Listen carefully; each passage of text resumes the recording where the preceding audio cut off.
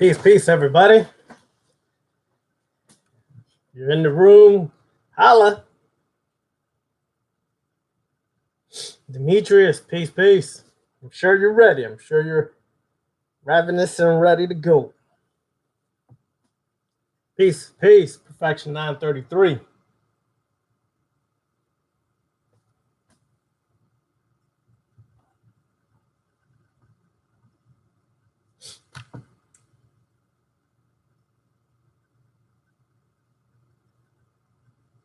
All right, Joshua. Good, good.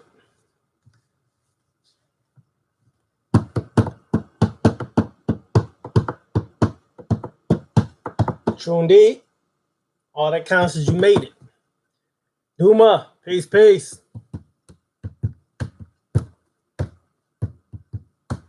Of course, wait, as y'all know, waiting for a few minutes to get this on and popping. Allure Kush Goddess, Scorpion Queen. Peace, peace. Allure got this alluring presence with a tiny ass icon. Never got to see how she really looks. That's a damn shame, Allure. You're alluring everybody.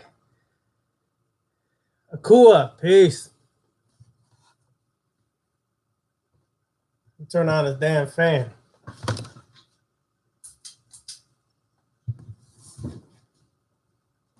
Necro Cannon, peace, peace. All right. So now we're doing the shout outs. Let me show you the two books we coming from tonight. Oh shit, I just lost my page. God damn it. It's fucking bullshit.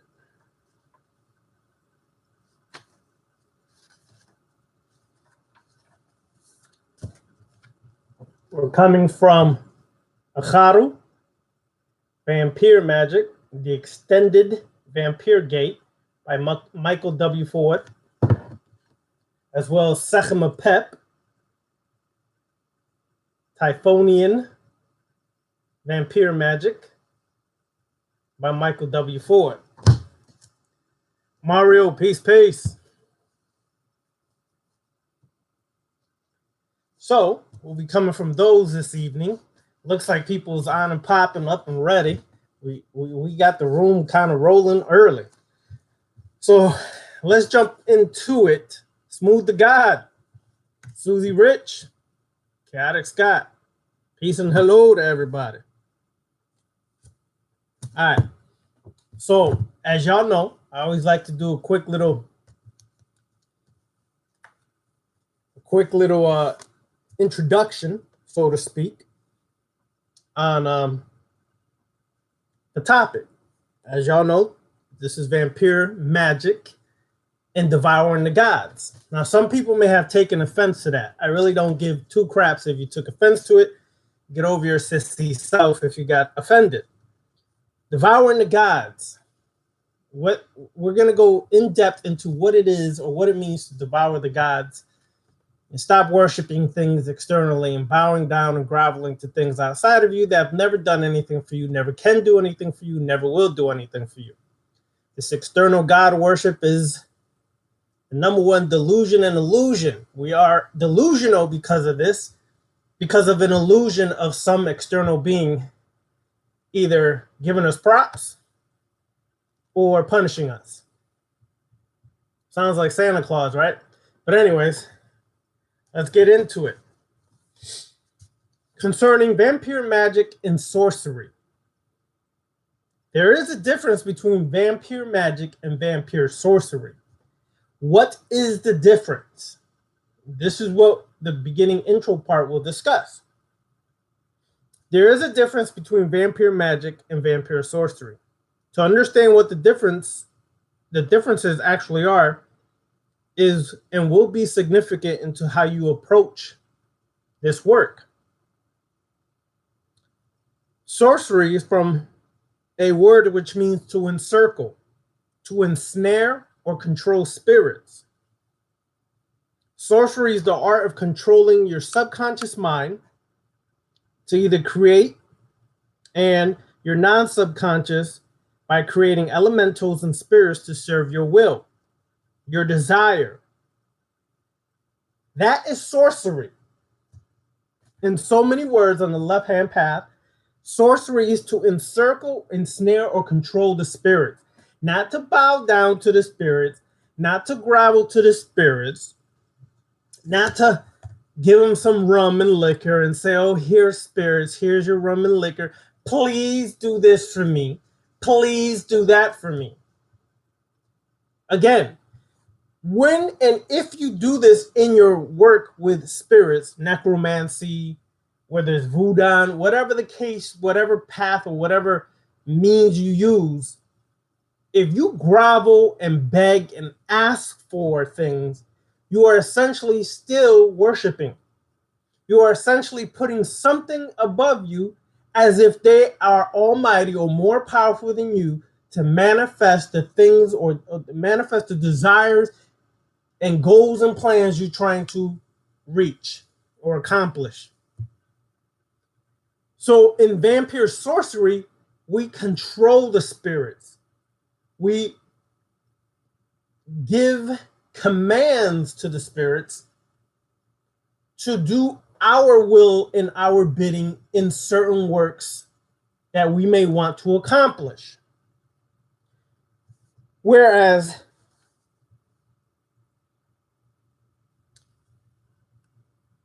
magic, in the Luciferian and vampiric sense, means to ascend and transform into divine consciousness, or to raise up to your super genius self or your demonic self, to be as the adversary, to be nonconformist,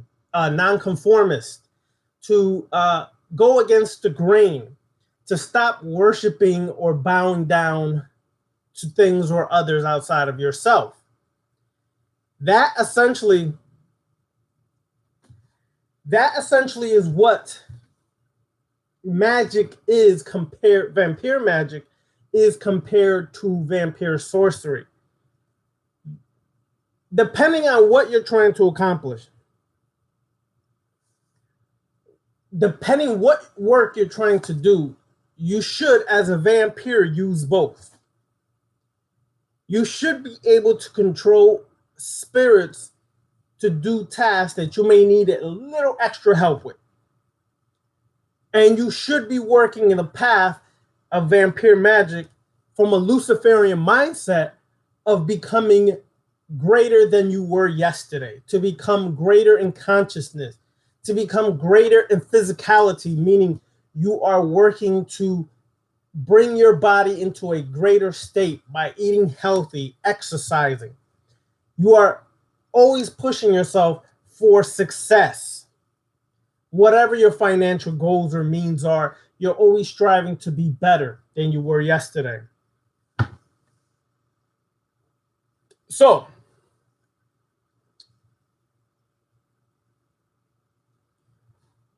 you see, Luciferians and left-hand path practitioners consider those practicing the narrow-minded practices of the right-hand path or white magic as being suicidal and self-loathing. These types embrace a flawed system of seeking to ascend into godhood, to be absorbed and devoured by something perceived as greater by title. Now, this kind of alludes to what we're going to go into tonight. In the right-hand path, whether it's the occult, magic, or even religious philosophy, a lot of the goals is to become one with everything, to become one and merge into the all or allness, or to become one with God. Essentially, God is a vampire in this sense where God is devouring your spirit that you're foregoing to merge into oneness or allness, or to merge into divinity or godness or godhood. See, this is the problem with this is that when people do this, you're literally being fed, or you becoming food for the gods, for example, or this sense of these created entities that come from the collective unconscious that were created by our collective unconscious minds because we felt inferior in a world full of animals and other creatures that we were the prey and they were the predator. So we latched onto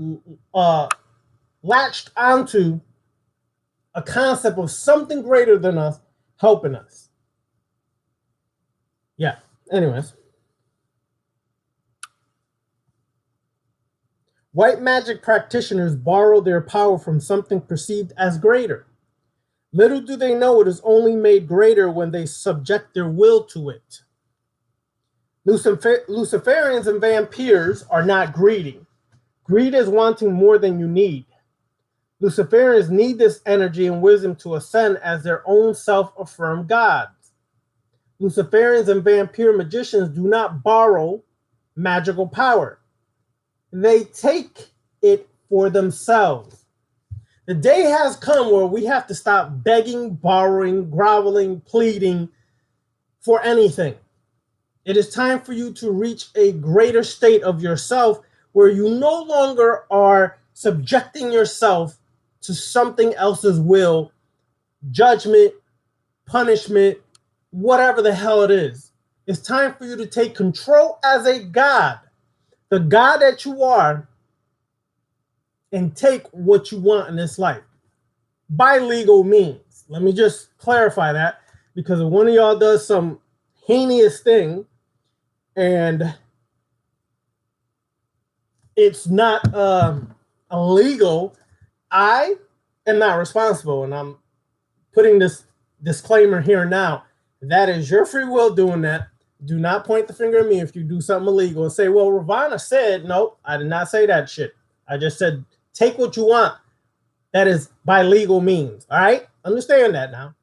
And I have to throw that disclaimer in there because, you know, we have people policing everything nowadays. So we got to be on point with that.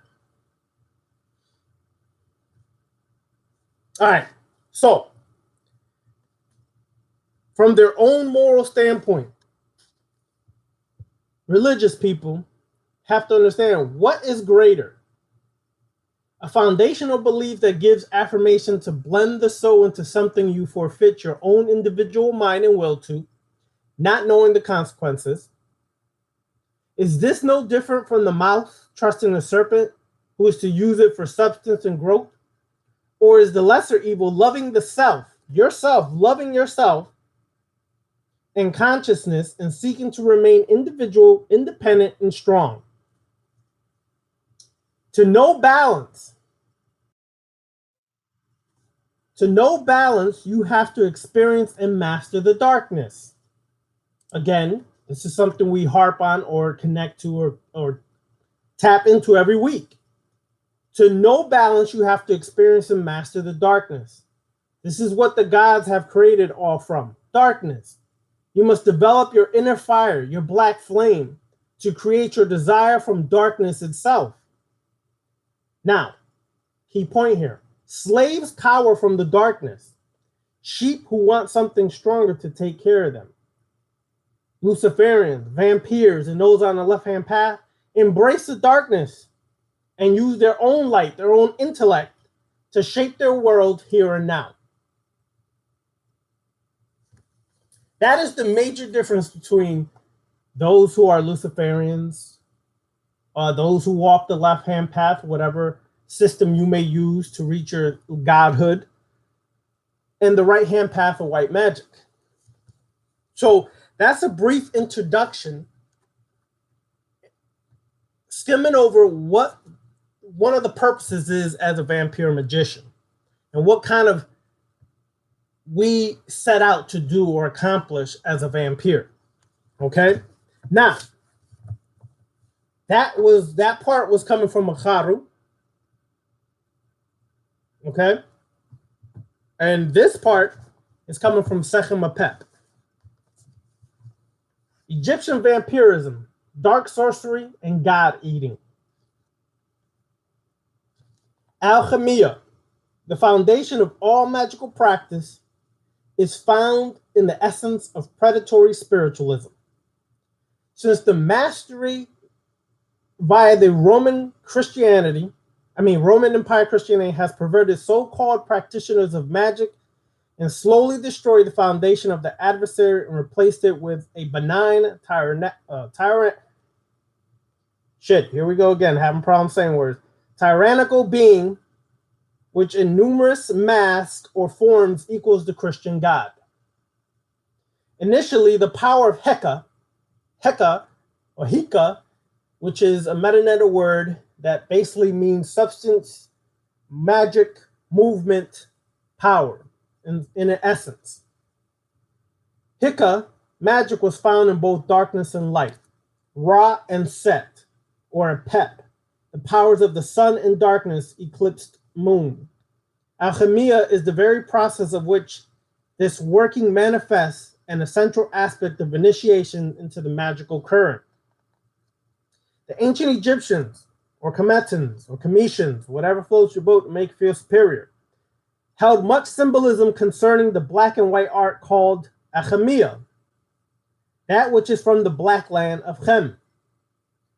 This meant no negative connotation, simply that the Cometians utilized the belief that the working of specific alloys and fluxes representing the making of weapons and various other tools were related to magical practice.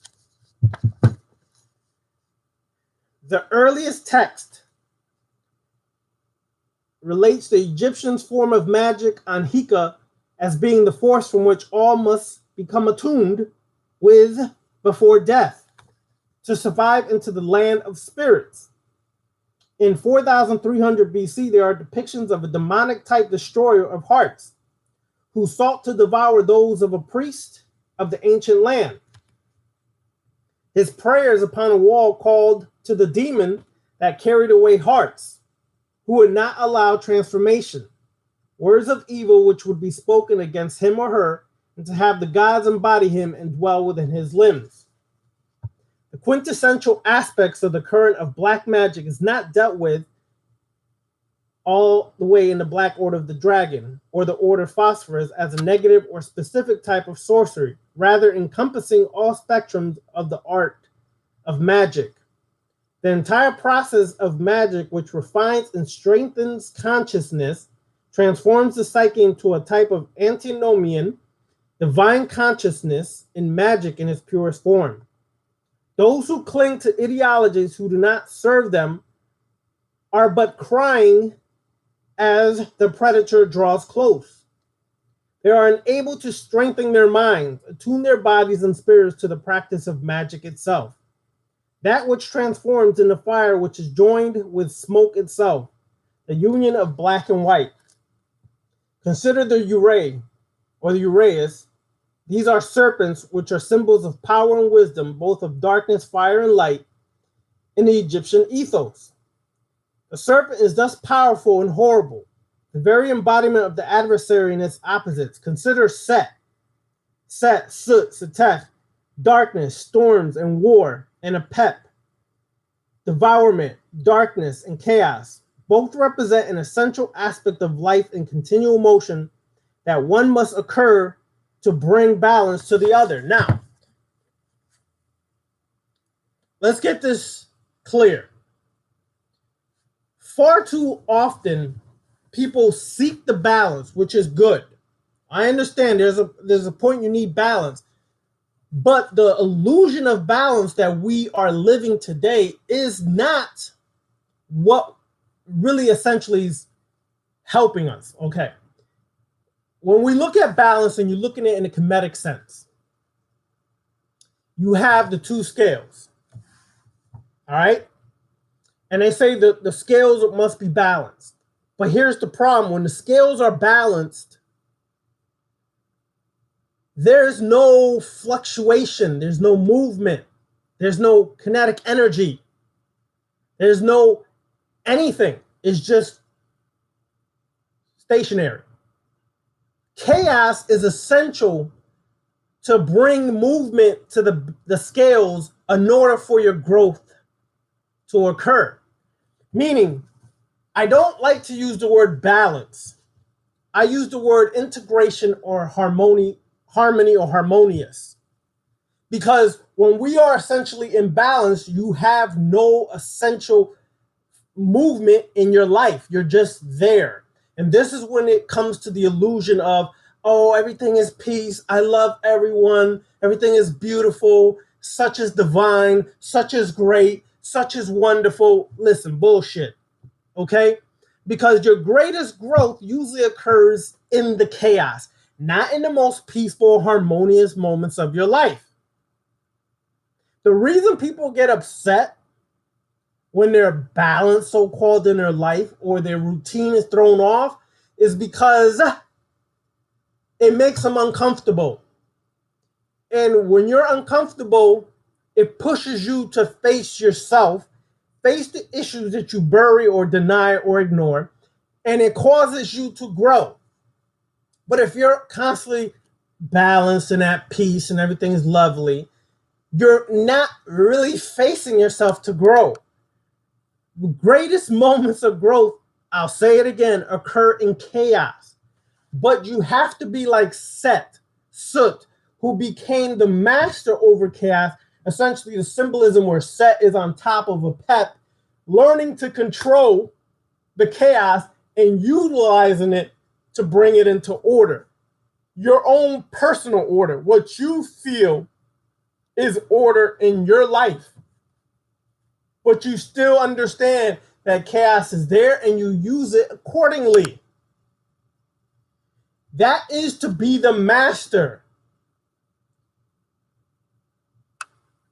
So this way, when you become the master over your own personal chaos, you become Sut, the isolated consciousness. You become the master over self, the nonconformist. You are the adversary going against the grain to utilize all these mechanisms for your growth.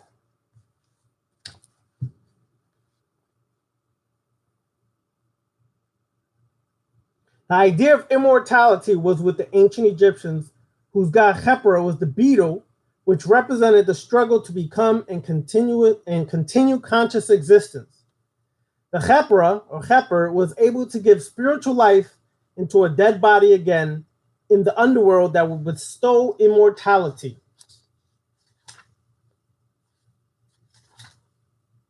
All right.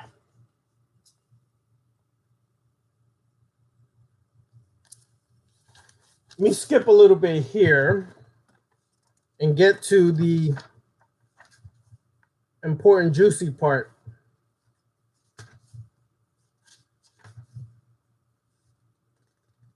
All right. Set, deific mass of the strong, the Stormbringer.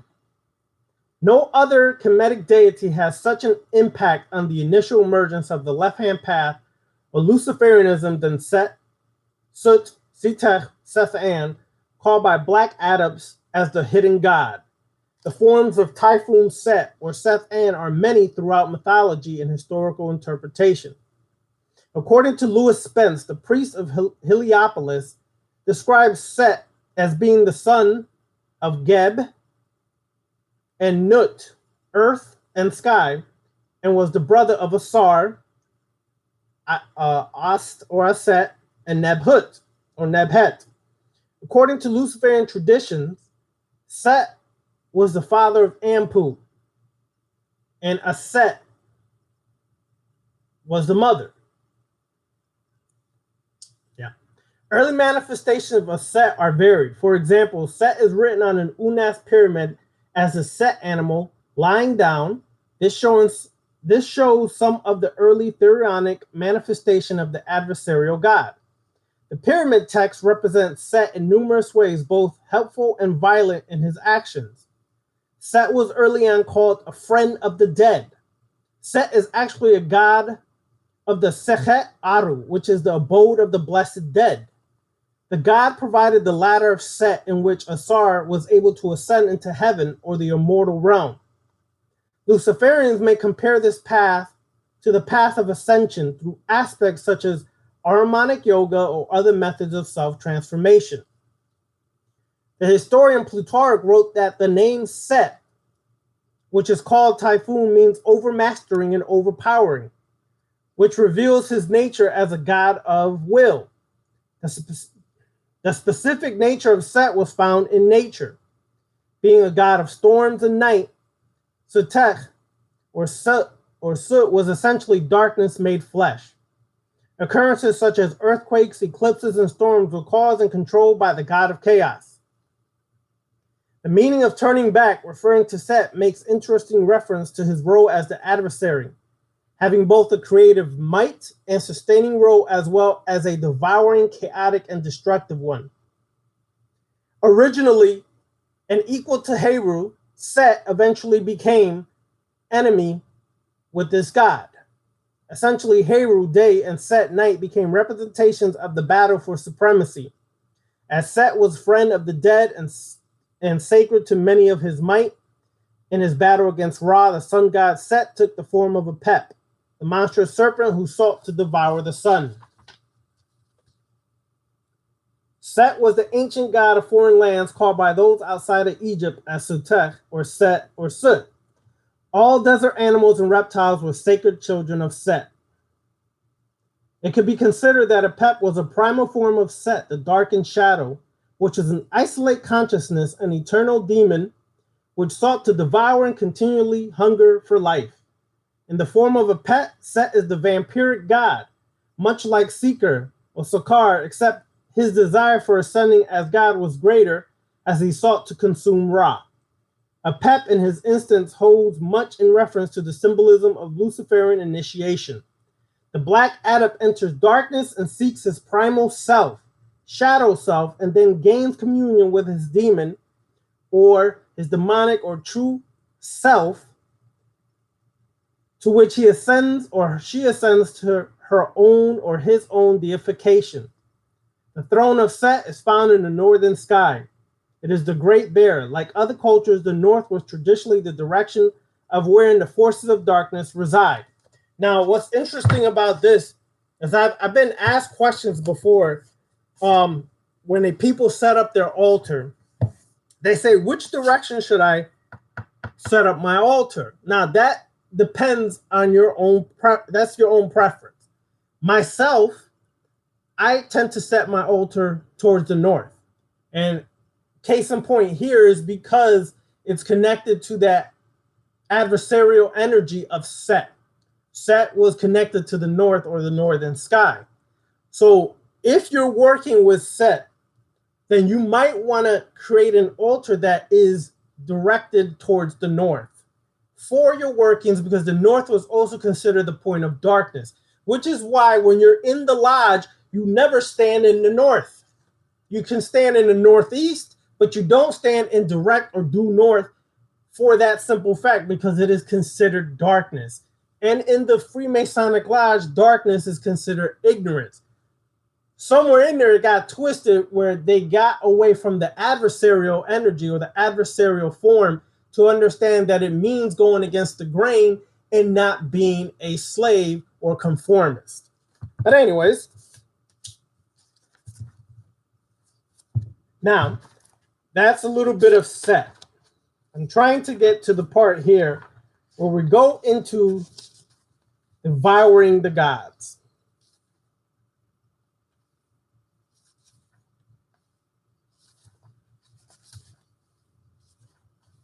All right, it's coming up. All right, now, what does it really mean to devour the gods? Essentially, when you have a concept of a god that you've been taught to worship, to pray to bow down to, or gods and goddesses, whether they're Orisha, whether they're Neteru, whether they're divas, whether they're whatever the case is, on the left-hand path, your purpose is to wear the deific mask. What does it mean to wear the deific mask? Essentially, to wear the deific mask means that you embody the archetype that you are trying to connect with or devour or absorb a power, characteristics, attributes, etc., of that particular god. Why is that important? Well, it means that you're getting away from worshiping, let's say, Shiva, okay? And you're putting on the mask of Shiva thus becoming Shiva incarnate. That doesn't mean you're taking Shiva and becoming Shiva. Don't get that wrong. You're embodying the power, the abilities, the characteristics, the attributes that are associated with Shiva, who can be a destroyer of the universe as well as reaching higher states of consciousness. You embody that by wearing the mask of that God. In essence, you are consuming the power of the gods to be like them. Like Unas, the pharaoh Unas, who in the pyramid text would devour the gods or eat the gods. Symbolically, they try to alter it and say that's cannibalism, but it was a symbolic meaning of when you devour that god, you are becoming that god. You are taking all the abilities of that god and becoming it. Some of y'all might have seen Gods of Egypt, the movie. Yes, we know they changed the appearances of Kemetans, etc. We know all that. Look past that and watch what's really being shown. They show Set actually taking the power of each of the gods in Kemet, or each of the Natir in Kemet, and utilizing it to become more powerful, to become as, let's say, Tahuti. So in the movie, he took the brain of Tahuti as his own and absorbed or devoured that energy to become or consume that energy to be as that attribute of Tahuti, who's the god or the Natir of divine words, sacred teachings, writings, and consciousness. So when he took that in the movie, he was essentially becoming Tahuti in himself or herself. That is the purpose of devouring the gods as a vampire. It's not to go and say, okay, I'm going to work with Kali and then and have Kali massage my little ego, massage my heart, and tell me it's all going to be good and it's going to be all right. You're fine. You're good. No. What you're doing is becoming as Kali, who can destroy all of your own bullcrap, whether it's your issues, whether it's your vicious cycle that you've created because you refuse to deal with your shadow self or your dark self, whether it's your hang-ups, whether it's the pain or trauma or wounds, you embody Kali as the destroyer to destroy those blockages and obstacles that you've set in front of you to literally become Kali as you. You absorbed and devoured her energy. And there's rituals to do that. I said that in one of the Kali videos. One of the things that Kali likes, it's not commonly talked about, is what? The fluid gnosis. Understanding the science behind the elixirs, the fluids of life, and how consuming that fluid symbolic of Kali means you're devouring her, becoming all those characteristics. That is the essence of devouring the gods. So for those, let's say, are walking the Cthulhu, okay, or Cthulhu cult or mythos, you become one of the old gods because in essence, you've always been that god. You're just now devouring the essence as your consciousness becomes aware of that existence. It's difficult to understand for some individuals. I get that. I get that because we've been so religiously indoctrinated that we still have this concept, and I've seen even people on the left-hand path do this. They still have this concept where they want to grovel and bow down to a god or goddess. You don't work with Lilith so that Lilith can give you all these delicacies that you can actually get yourself. You work with Lilith to empower yourself and embody the characteristics of Lilith and go forth in your life being as a Lilith. And don't get me wrong, you don't have to be a female to work with Lilith. Cut that gender shit out too. You can work with Lilith as a man and embody those powers too. That doesn't mean just because you're working with Lilith and embodying the power of Lilith that you're going to start wearing a dress tomorrow. Cut that bullshit out too. Okay? If you do start wearing a dress, that may just be a desire you have. Don't justify the shit by saying, I work with Lilith. Bullshit.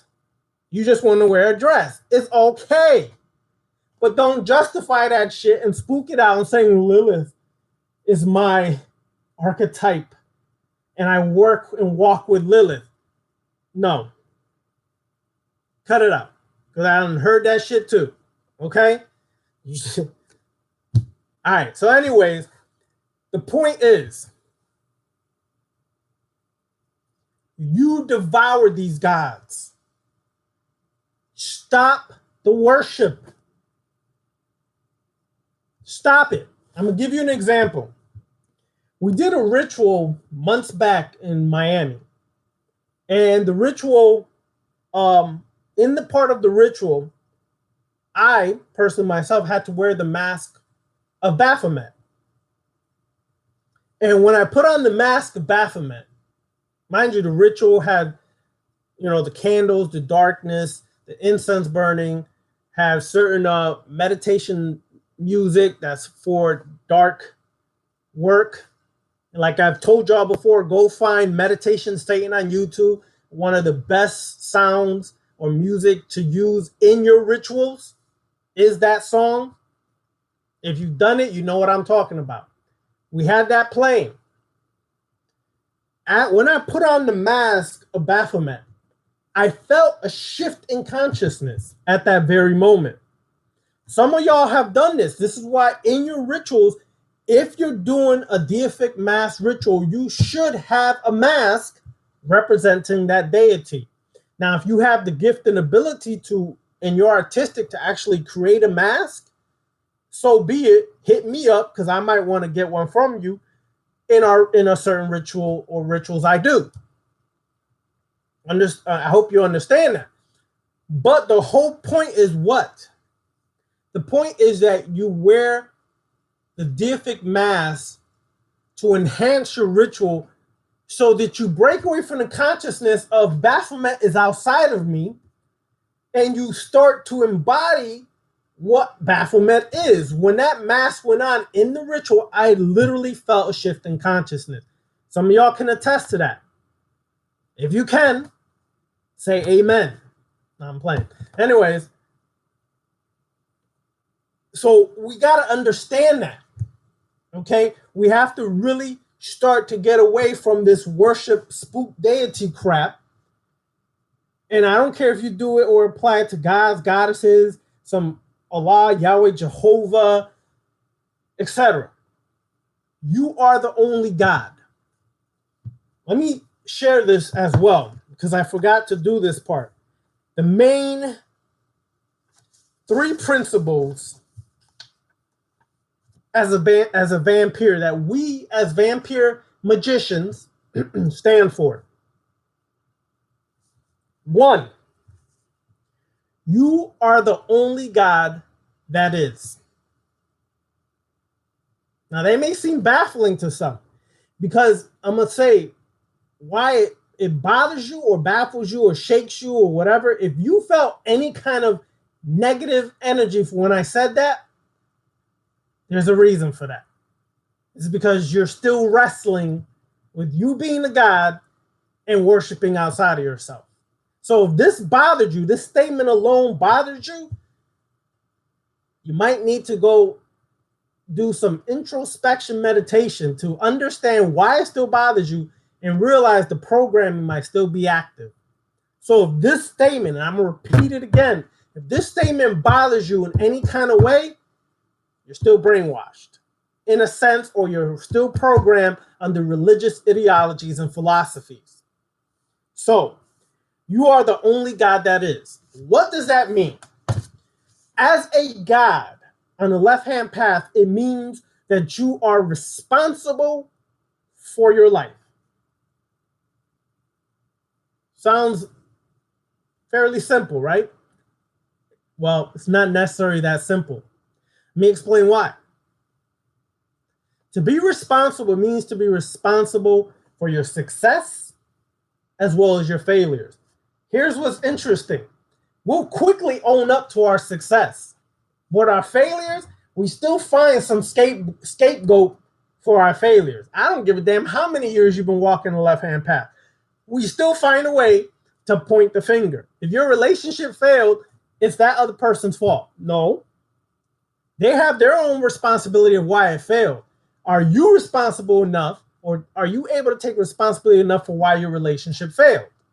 Stop pointing the finger at them, because you also are just as responsible for the failure in that relationship. 2, if you keep failing in business ventures, stop pointing the finger at other people.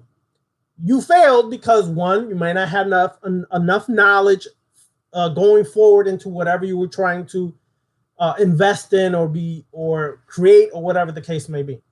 2, you might have not dotted your I's and crossed your T's, so something slipped through that allowed that business venture to fail.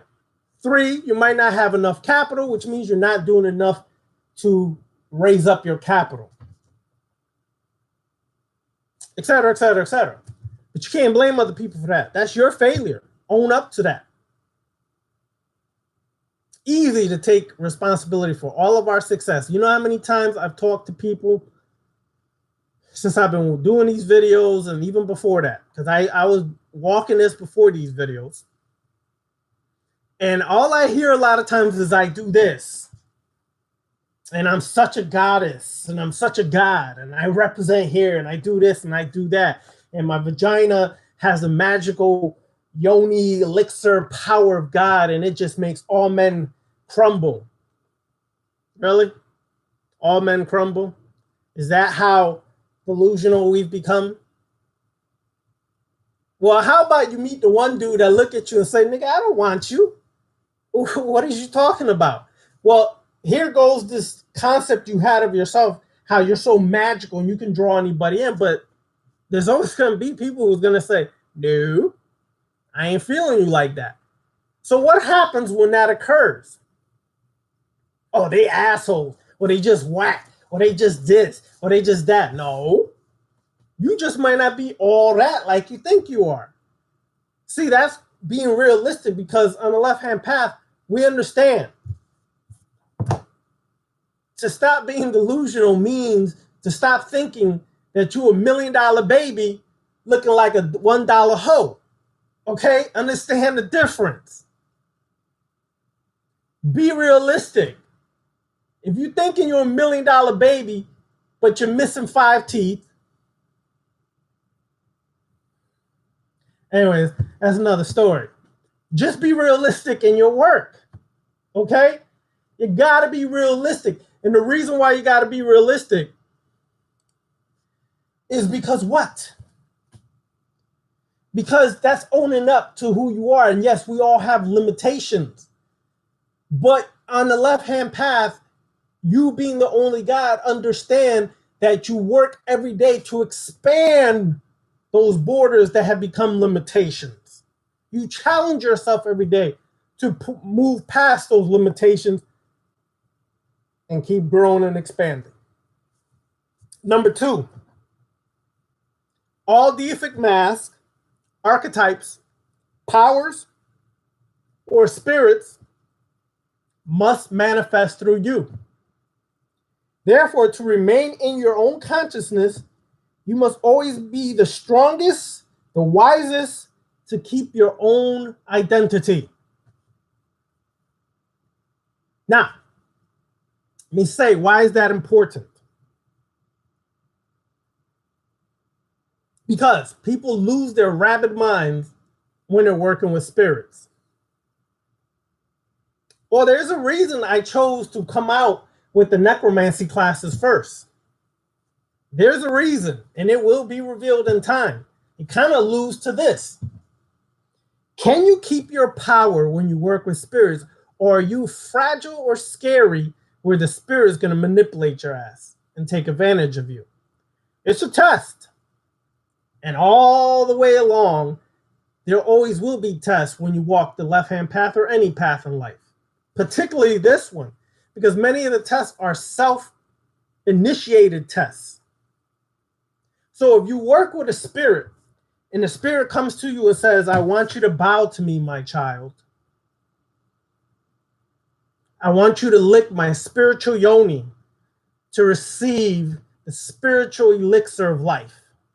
Is your dumb ass going to bow and lick that spiritual yoni? Just a question. Now, I just want y'all to understand that. Because I've gotten some emails from people and they still are not quite sure that they're the God. Because the spirit did this or said this or did that. Well, the spirit can't do shit. And the reason why this says that all of them manifest through you is a first principle of Tahuti. All is mine, mine is all. Nothing exists unless you let it in your mind exist. Nothing becomes reality unless you let it become. That doesn't mean that the shit does not exist. What do I mean by that? Energy is everywhere. Energy can never be destroyed. Energy exists. Other words for energy is spirits, demons, whatever else you want to make it manifest as. Energy is all existing.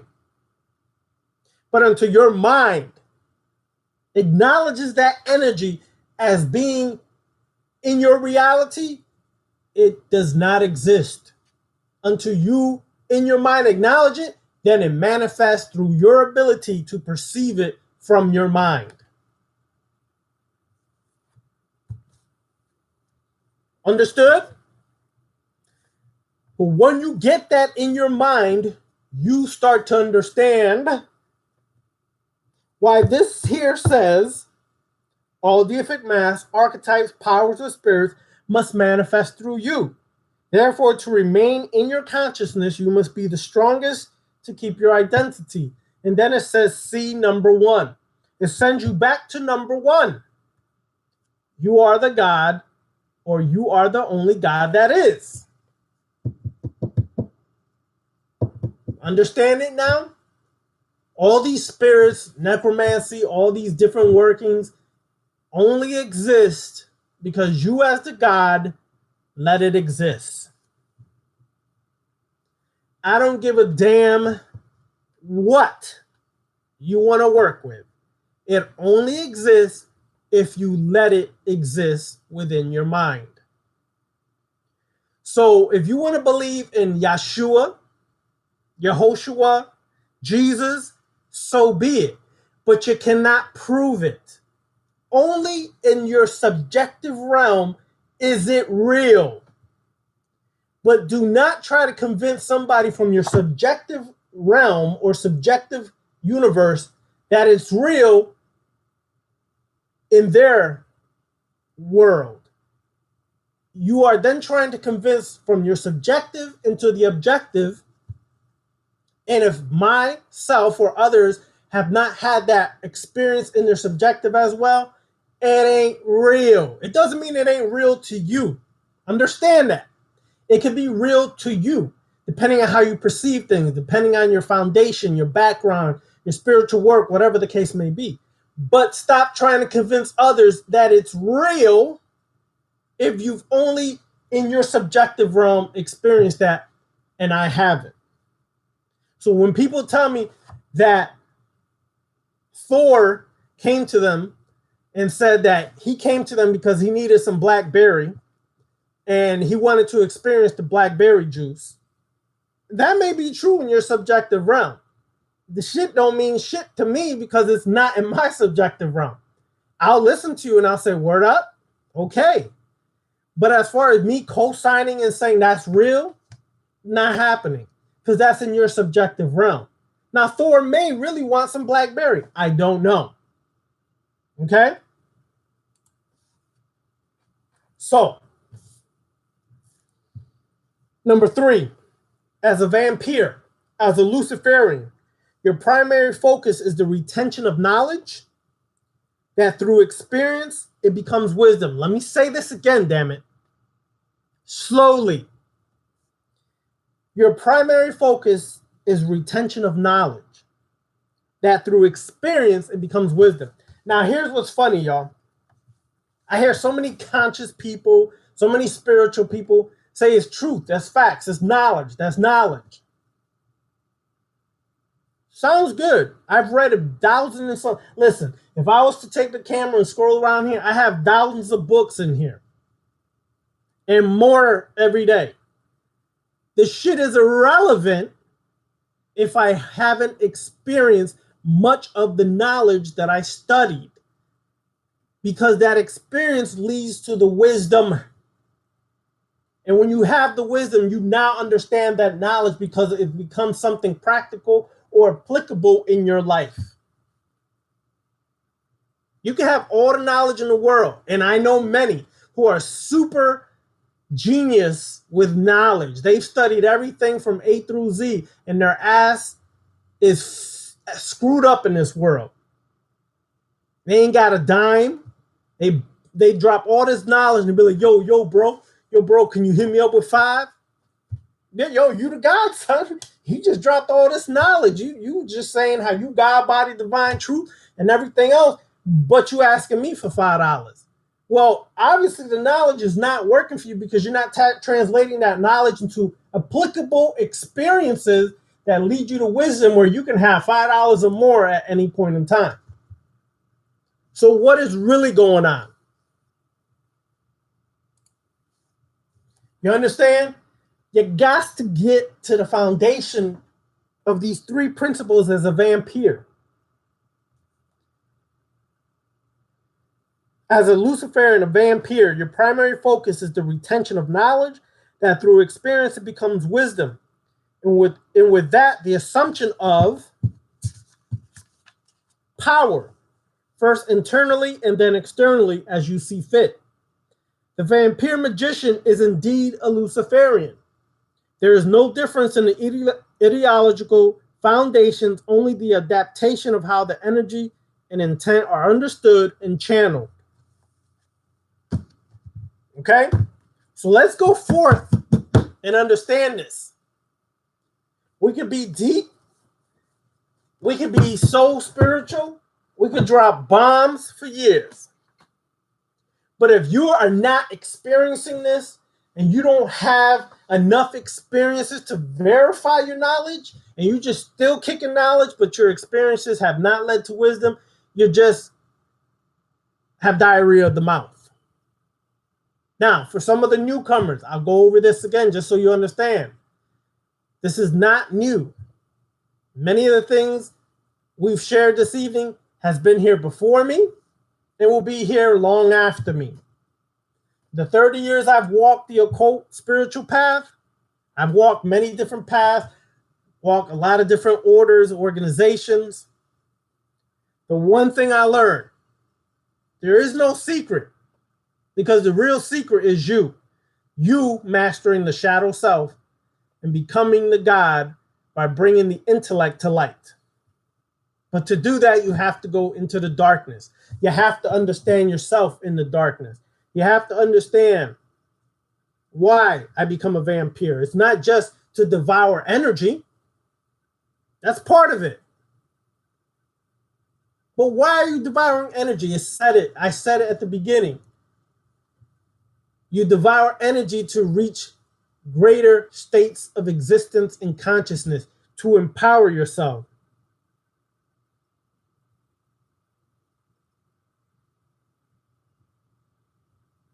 Okay? That's the purpose. I can tell y'all what the vampiric kiss is, but I'm not going to do it here. Because when we start the order and we do the classes, you'll get it. It's a technique I've worked on for years. Some of y'all may have even experienced it. I'm not saying I kissed your asses. I'm just saying some of y'all may have experienced it inadvertently in your life. But what difference does it make if I know a vampiric kiss technique or not? If my life would be in shambles, if I have bullshit in my life and all this crap, it really makes no difference. Because you should take this knowledge and transform it to something that can change you, make you better, make you stronger, make you as a Sith. What does a Sith do? A Sith takes the dark side and takes those very things that are considered weak inside of itself and empowers himself through those weaknesses by mastering those weaknesses and using them to become stronger. A Sith looks at life and understands that life is not what we think. I will use manipulation, deception, cunningness to accomplish the goal at hand. Now, if you're too fluffy or too religious to understand that, you need to go back into the right-hand path of religion and stay there.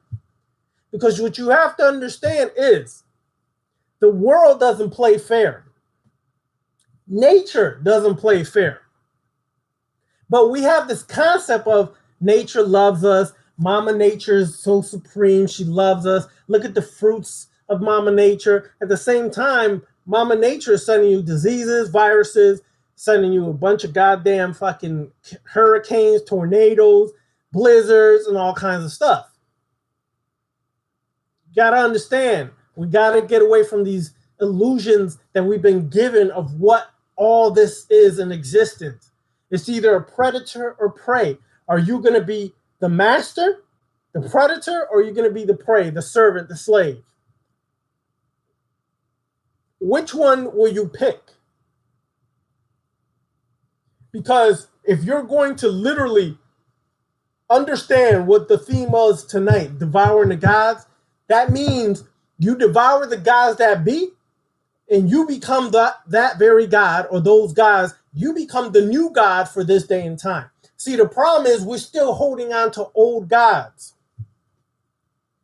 If we don't go back to the Neteru, if we don't go back to the Orisha, if we don't go back to the Divas, if we don't go back to this, then we go back even further to the old gods. See, we don't stop, y'all. We still find a way to hold or attach onto some kind of gods. Instead of devouring the gods, putting the mask of those gods on so you can be the present day gods, so the new generation that comes after us says, yo, Allure Kush goddess, that was one of these goddesses, whatever one. That was the Kali of this day. That was the Lilith of this day. That was the Hecate of this day. You become that today. And then the generations that come after us, you are that representation. It's no longer looking at the past. And that doesn't mean you take on the name of Lilith, Kali, Hecate. You become a Lord Kush goddess, the goddess. You become that which is looked upon. Because there's always going to be people who are going to worship. Would you rather be worshipped or would you rather worship? When you devour the gods, you become that god. And you create a new god that erases the gods of the past and show the way and give examples to others how they be gods too.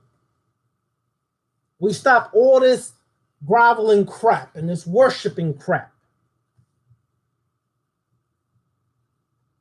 All right.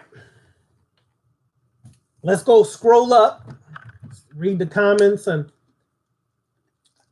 questions. If there's comments and there's really not questions, I'm going to skip past some of the comments because they're just comments. If you have questions, we'll go over it. Some of the comments I'll read, some of them I might not, for sake of time, so we can get to other people who want to ask questions. All right?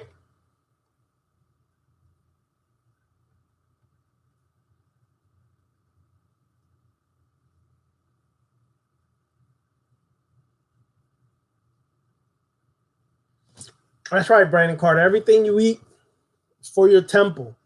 It either raises you up or destroys you. Now, here's the thing, y'all. When it comes to diet, there is no one diet for everybody.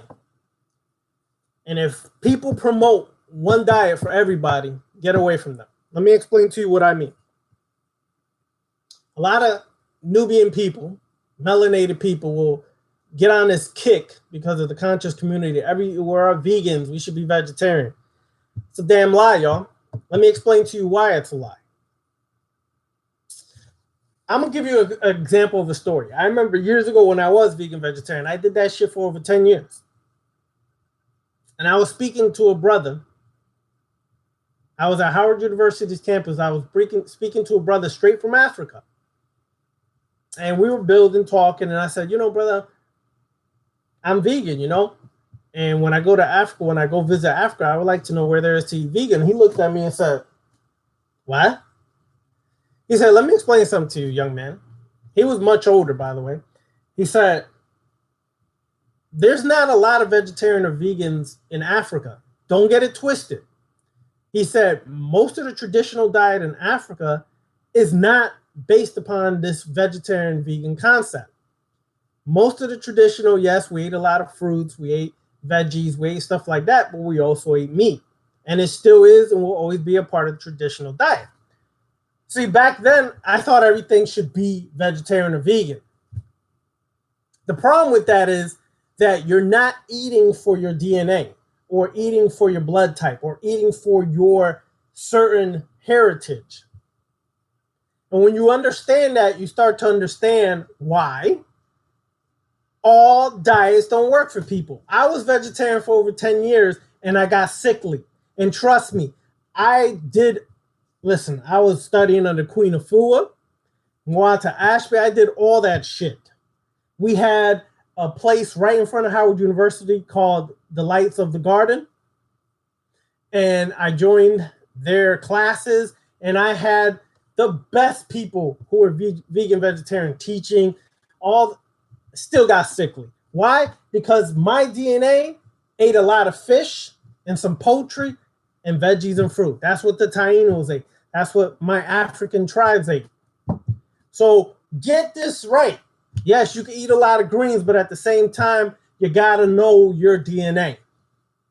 Trust that you follow your intuition and don't just follow what's been placed in your mind as what is right or wrong with diet. It's not meant for everybody. And when people start promoting this vegan vegetarian crap, I roll my eyes. Because I had a roommate here a few years back. This dude was super vegan. I'm talking about this dude was the vegan master of the world. One day, I go to use the bathroom. He must have forgotten to flush the shit. I was like, what the hell's in that? This shit looked like some fucking alien turd shit. And I'm like, dude, you're fucked up. That shit should not be looking like that if you're vegan vegetarian. The dude was pasty looking, and I'm talking about he's a brother, but you could tell his skin was very pasty. So you got to understand your own personal DNA, and you got to work with that when it comes to your diet. Eat healthy. Eat natural, organic, grass, whatever. But essentially, if you're not growing your own food, even those things that claim to be organic or natural, still you're taking a chance. The goal is to eventually grow your own food. That's the goal. All right, anyways.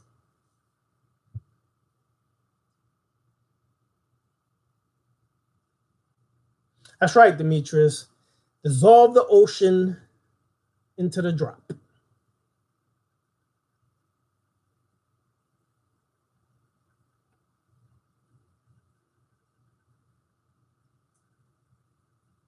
Nah, no bail.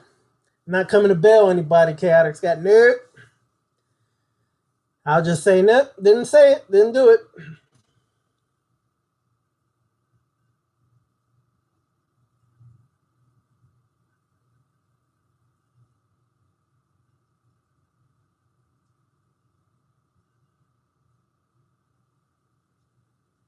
Hello, 305 Capricorn.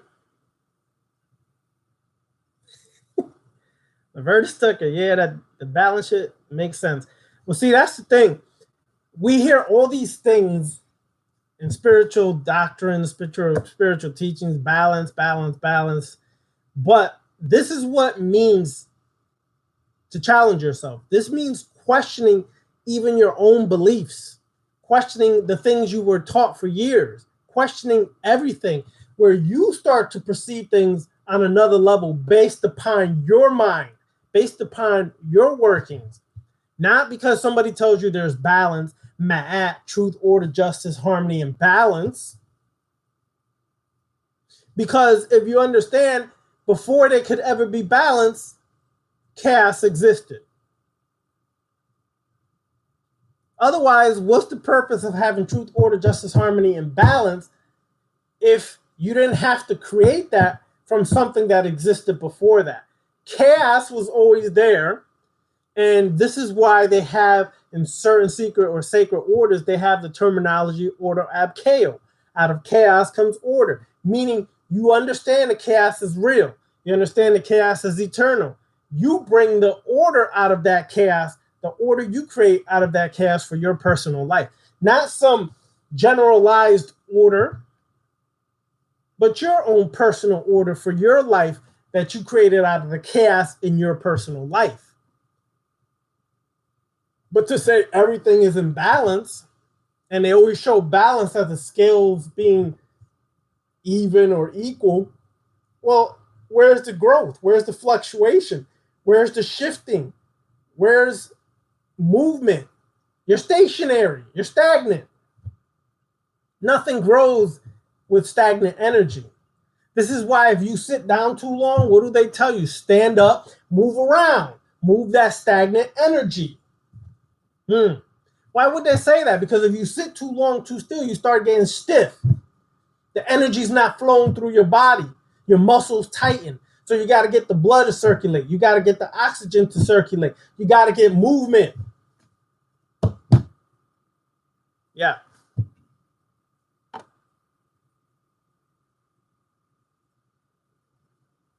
Queen Z, I feel you, ma. We were taught. I came through a lot of that conscious crap too. Love everybody, especially love melanated people. Love your own people. Listen, goddammit. I learned about that.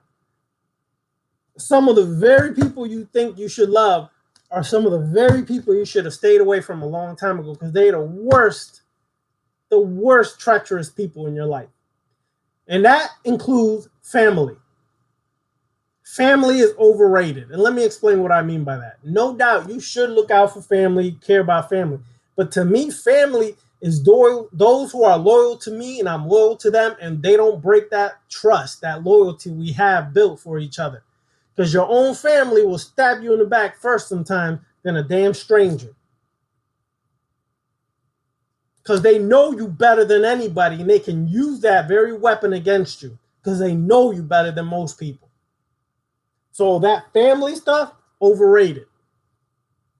My family is those who are loyal to me, and I'm loyal to them, regardless of blood. So understand this reality as you go forth. It's not about loving everyone. It's about loving yourself and loving those who are true to you and you true to them. And those who disrespect you, you have disdain for them. You don't play that game. You will smash them and destroy them if you have to.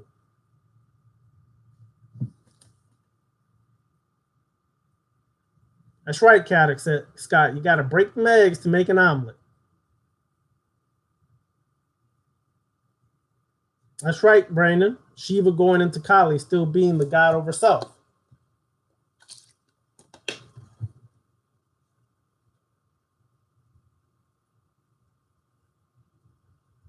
That's right, Master Self 911. The true God is mastering or working on self or saving self. Yeshua said that in the scriptures. They're holy scriptures. That the works I do, ye shall do greater, even greater works than I have ever done. But these damn Christian fools don't understand that.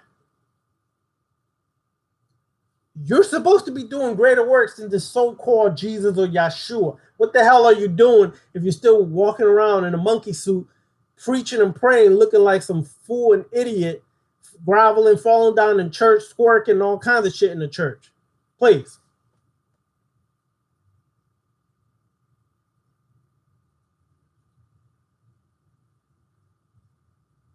Poor Allure Kush Goddess. You might need to upgrade that internet, Allure Kush Goddess.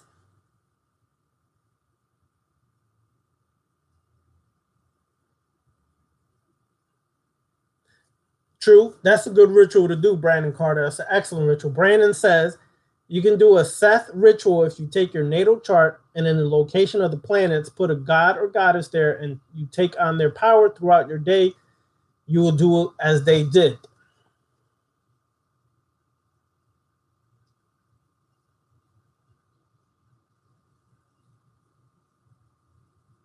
That's right. In the Aztec pantheon, he does reside in the north, or she. The problem is I'm not even going to try to pronounce the name because I will butcher that shit, Joshua. Butcher that shit. So, nope, not even going to try to pronounce it, but that's correct. Certain adversaries, certain gods, they are in the north. And they represent that darkness, that adversarial power to go against the grain.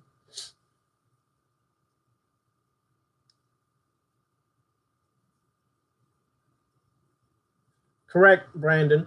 Set can take on the power of any gods and do the work of any of those gods throughout the day, which you yourself can do as well and be that Set.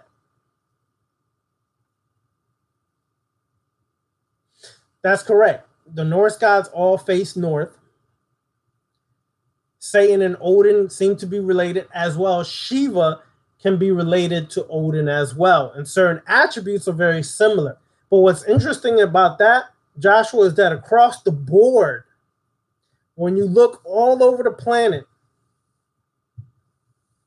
a lot of these adversaries have similar traits, characteristics, certain powers and abilities, where their energies from the north, things like that. And that is how you know this collective unconscious built a lot of these modern day gods across the planet because of this collective unconscious that we all share.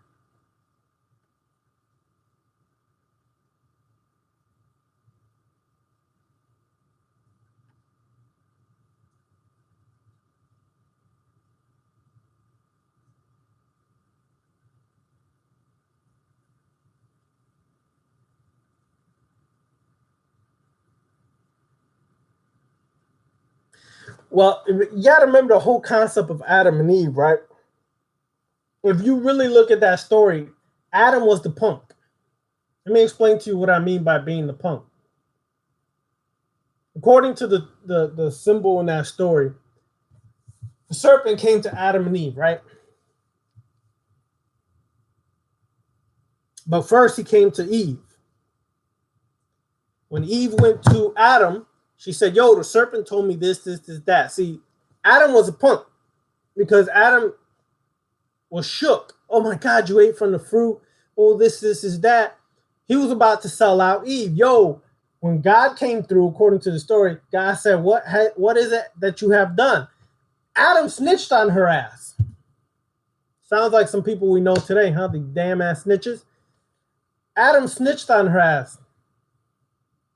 Spilled the beans to God. Because of that, God said, yo, I'm going to curse you. You're going to have pain, et cetera, and et cetera, right? But if you really look at that shit, Adam was really the sissy there. He was really scared of God, and Eve was the demonic feminine, the warrior type who said, you know what? I hear what God's telling me, but this serpent looking mighty juicy. The serpent looking mighty juicy, and I got to taste the fruit of what this serpent's telling me. So she said, I'm going to taste this fruit what the serpent told me. When she tasted that fruit, got that wisdom of what the serpent was telling her, She said, "Yo, Adam, I want to show you some knowledge here, some wisdom. This trick that the serpent taught me." Adam said, "Whoa, honey, God said don't do that." Anyways, it's another story.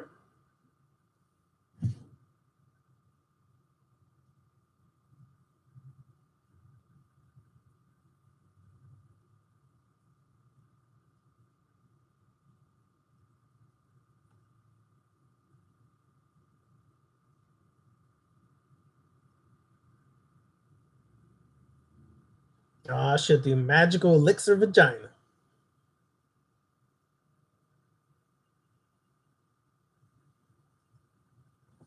Lord Kush got his trust.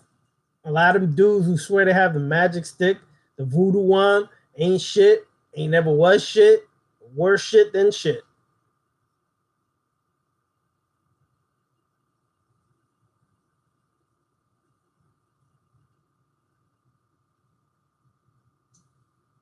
That's right, Brandon Carter. God never experienced sex according to their scriptures, doesn't even know what sex feel like. So he would not know why Eve was feeling good and Adam was like, "Oh Lord, this yoni." Anyways, it's another story.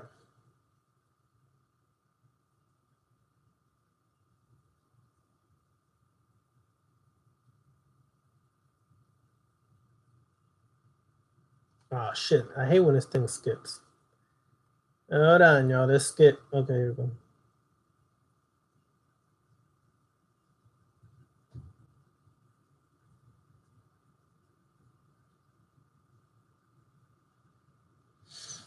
That's right, Juma. A lot of vampiric beings that help my mindset and being the most powerful god. I try to make my mind like a movie. You got to be the strongest in your story, your world dimension, etc. Always make your mind strong. How do you make your mind strong? It's not just reading books. People do not get that twisted. It's not just reading books that makes your mind stronger. What makes your mind stronger is challenging yourself in adverse situations to see how you react or overcome a situation. That's what makes your mind stronger. It's not just reading books. The problem is, let me explain this because I had a conversation recently with someone about this. The problem is we wait for things to happen. Many people wait for things to happen. They don't create the things to happen. So let's say you tell me, Ravana, I want to experience XYZ. And I'm going to say to you, well, what are you doing to experience it? Well, I want this or that. Well, what are you doing to experience it? So you tell me the things you want or the things you want to feel or do or whatever. But then when I ask you, what are you doing about it? You don't know what you're doing. Or you haven't done nothing to get there. That's not what we do in the left-hand path. We challenge ourselves. So if you want to experience traveling to, let's say, Egypt, then challenge yourself to get the money together. By next year, by this date and time, you want to have your ticket paid for the flight and your hotel and money for expenses while you're there and gifts. If you have not done that and challenge yourself to get there by that day and time, then you're still just talking.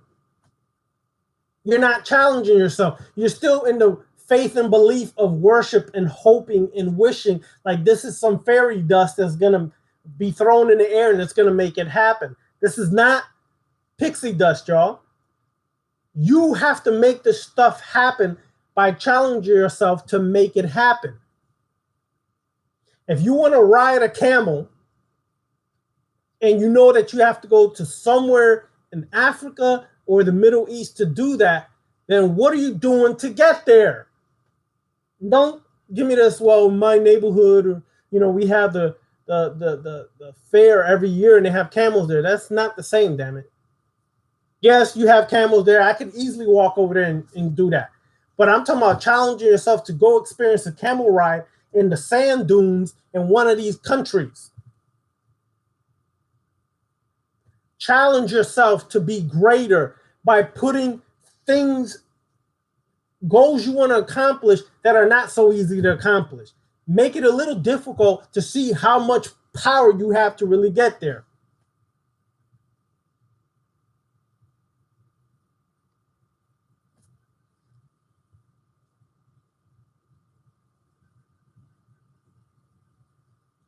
The Lower Kush goddess, of course, the yoni is great. Y'all give birth to kids, and you can destroy the kids too. And you could lose your life giving birth to kids. So the yoni should never be disrespected. But the point is, when people have illusions of their yoni as if it's so fantastic and that that's how they can keep a man, not happening. Because if you base your life on just your yoni keeping a man, then you might have to check yourself. And the reason why I'm saying, I'm not even speaking to Lord Kush God, I'm just speaking in general what some females may think. That shouldn't be how you keep a man, because once the yoni's got, how do you keep him there? Okay?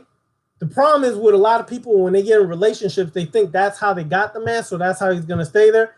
But anything that you repeat over and over is going to get kind of old. So they're going to start wandering and looking. If you don't have substance to keep the individual there, this goes for a man too. If you think you got a woman because your dick is the fucking bomb, you crazy if you think she ain't going to go look for someone else if your ass is boring, broke, stupid, and dumb. What keeps a person there is more than sex. It's your mind. It's your consciousness. It's your abilities of what you can do to raise up to a whole nother level. That's what really keeps them there. But the problem is what this conscious community and other people have brought this concept of, just because you have a yoni, you're a goddess. No, you're not. It makes you a goddess in the sense of origin and power to give birth to kids, but it doesn't make you a goddess if you ain't representing your life as a goddess, meaning being in control of self, being responsible for your success, for your failures, being a person who can make shit happen. Because if every man, just because they had a penis, they would be men. The ancient Kemetic god Min, the god of fertility. There's a lot of dudes who are give birth, help seed a woman to give birth to kids, but they ain't shit. So that's what the point I try to make with a lot of these things is that we got to really analyze how we look at things and how we use things when we are breaking stuff down. Because in essence, I hear and I've heard since freaking 1989, women are gods and this and this and that. Sounds nice. Sounds lovely. But I know a lot of women who aren't shit. And I know even more men who ain't shit, who try to carry the title of god or goddess and live in foul. So, yeah, that's all good. But if you only rely on one aspect in a relationship, whether you're a man or woman, and that's the sexual aspect, then we got it twisted. You should be more well-rounded than that.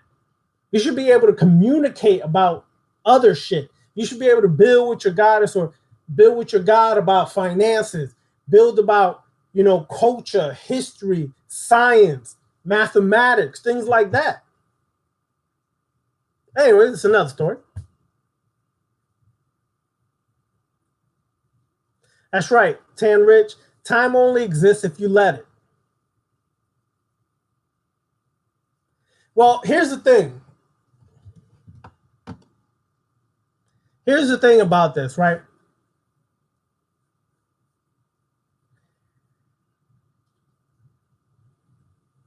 Here's the thing. What's interesting is that, I'll hit that on another note. Let's keep it rolling.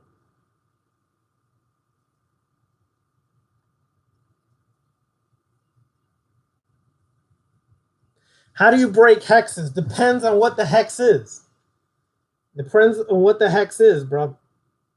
So what you got to first determine is what was the hex that was put on you. And then there's certain ways you can break hexes.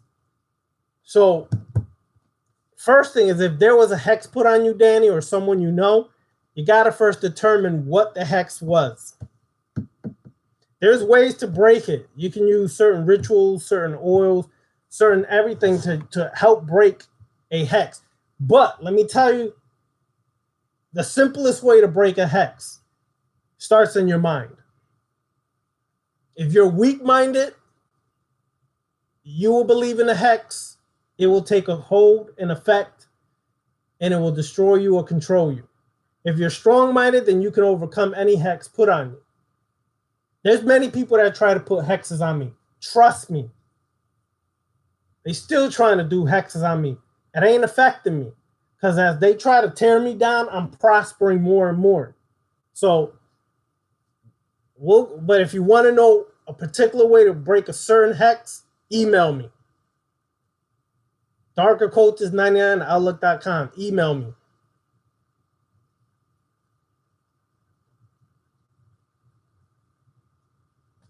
All right, Lavertus Tucker. How can you draw abundance or finances the vampiric way? All right, first of all, get this.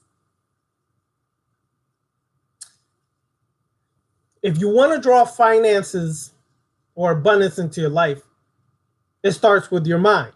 You're the God, right? And you're the only God that is. So check your mind. What is your belief about abundance or wealth or prosperity? Are you one, have a negative belief about finances, wealth, or abundance, still not sure, you still don't believe that you should be able to obtain that? You gotta check your subconscious programming on your belief about finances. Some people are not able to achieve those finances because they're still carrying past life residue. Okay, and what I mean by that is, in one of your past lives, you could have been a monk. You could have been a nun. And you took a vow of celibacy and poverty. You carried it into this life. You still haven't broken that vow or destroyed it for you to be able to succeed in this life. That's one. Two, if your belief is that only those people over there are able to obtain that wealth and abundance, then that's what will constantly happen. You'll constantly keep pushing the money away from you.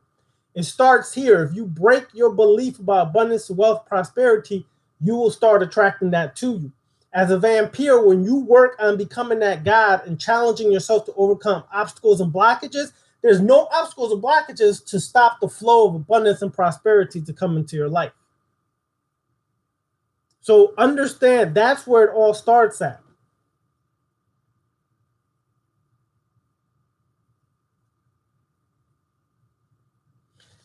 All right, Susie Rich. If, let's say, I wanted to do magic on somebody located in Detroit, okay?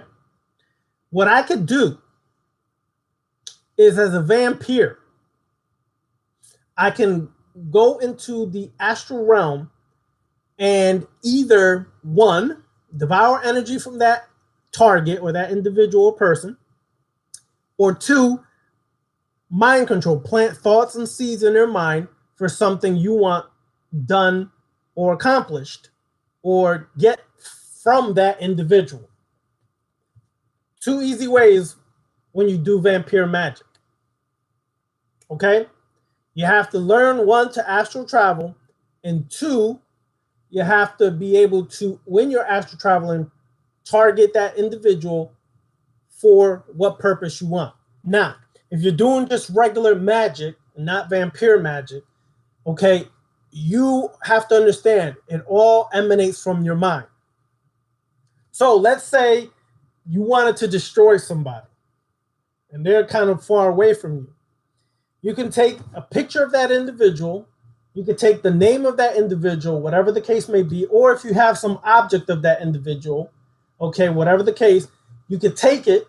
You could take some dirty old rusty nails or some nails, put the name in that jar, put the nails in the jar, put the name in the jar. You could put some doom oil, which is death upon my enemy oil on there, let's say. You can put some other kind of oils, bend me over oil if you want to control them or things of that nature. Put it in there, the name, the object or whatever, the picture, tighten up the jar with the nails in there and the name, object or whatever, and hold it in that jar till it is accomplished. But your projection, your desire is sending that power energy to that target to get the work done. Then in the physical sense, you are taking control of that individual. Symbolically, you're taking control of that individual by putting him in a jar or a coffin and controlling them in that sense.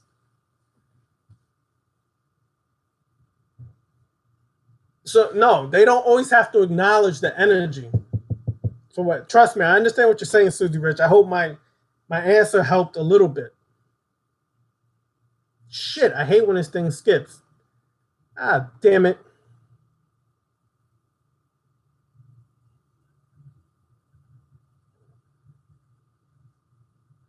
Yeah, the lights of the garden, Duma.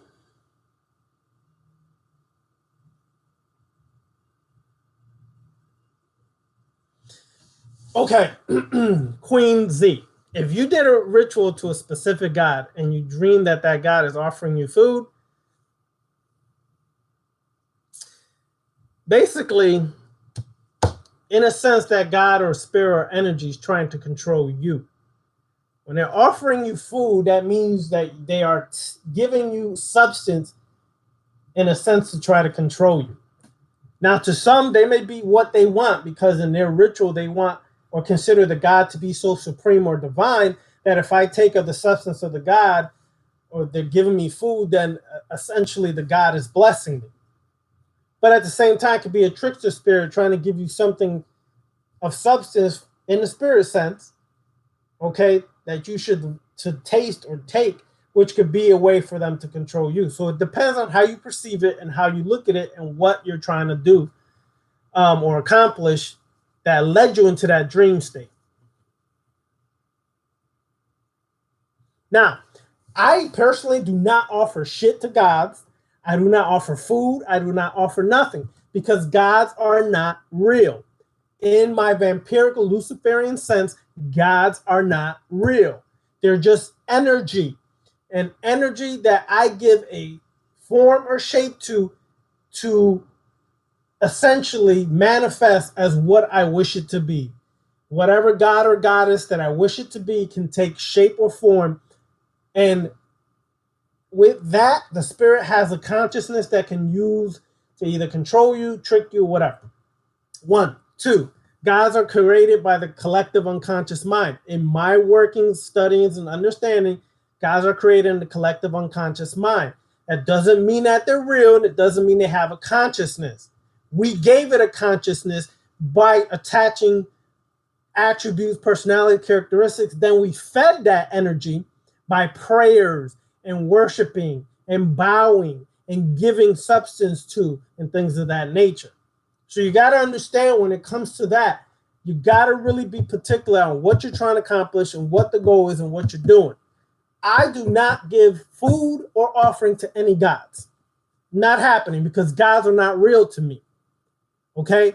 I'm the only God that is.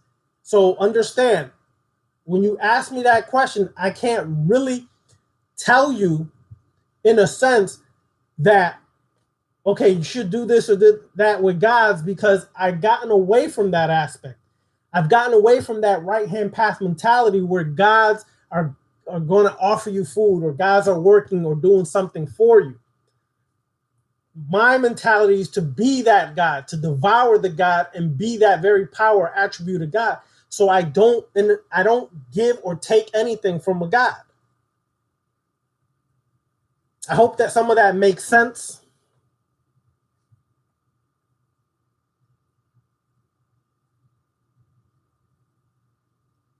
That's right, Shamanic Mystic. Peace to you too, Shamanic Mystic. Tess Kat Lee Poka. All right. I'll practice that, Joshua. I'll practice that. Trust me, I will practice that. I know in Puerto Rico, we had a god that's similar in the Taino with the indigenous people in Puerto Rico. Can't remember the name, but I have a list of that. That's very similar to that. I choose to be happy. I was waiting for that sweet, fluffy question. I choose to be happy. And you know what? Can't we just call upon our own inner power to master our lives? I choose to be happy. Yes, that's what you do on the left-hand path. That's what you've been doing on the left-hand path. The difference is on the left-hand path is you acknowledge that you are the only God. So as that sense, you are devouring this collective unconscious creation of what they consider to be God, devouring all that energy, all the prayers, all the attributes and power people have given these guys for 10,000 years. You are devouring that, taking it in to become even stronger yourself, to have more power and ammunition to take control of your life and do those very things that you are talking about. Taking control and using your own inner power. But there's another problem with that. I choose to be happy.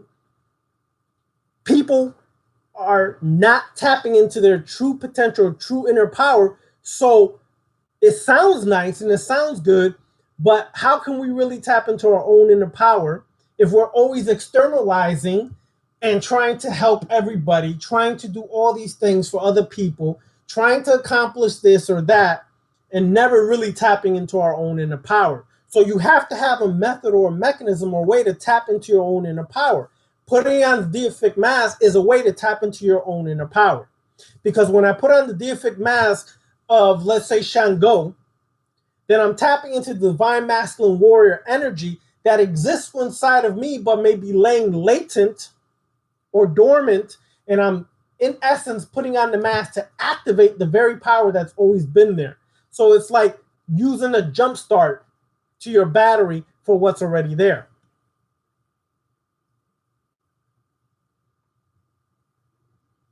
Susie Rich, that's right. Snitches get stitches. Adam was a straight bitch. That I can say. Boon shaka babe. Boon shaku babe. That's true. Your own life partner could be an asshole.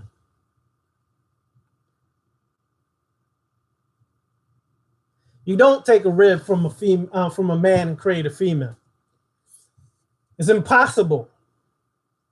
Scientifically, it's impossible. However, you can take the double X chromosome and splice the double X chromosome to create a Y chromosome. Thus, in the physical sense, woman manifested before man, man came from a woman, not the other way around. Because essentially we have an XY chromosome, but the Y chromosome is basically a spliced X chromosome. And it was necessary to splice that X chromosome for the seed to be able to be planted back into the female to be able to give birth to a child. So in the essence, yes, we do come from a woman in the physical sense. Spiritually, there is no gender, but in the physical sense, yes, we did come from a woman in the physical sense. So when we get this whole retarded biblical story concept, Quranic story concept, Torah story concept, it is null and void of real science. It's retarded.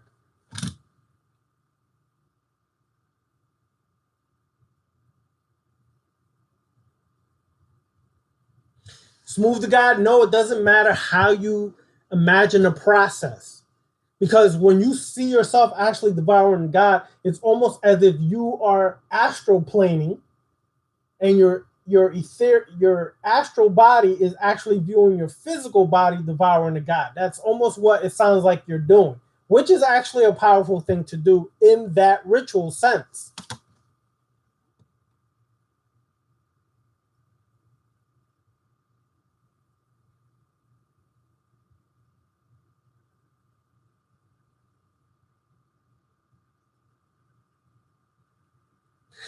Okay, Joshua, and I'm not trying to laugh, but I feel you.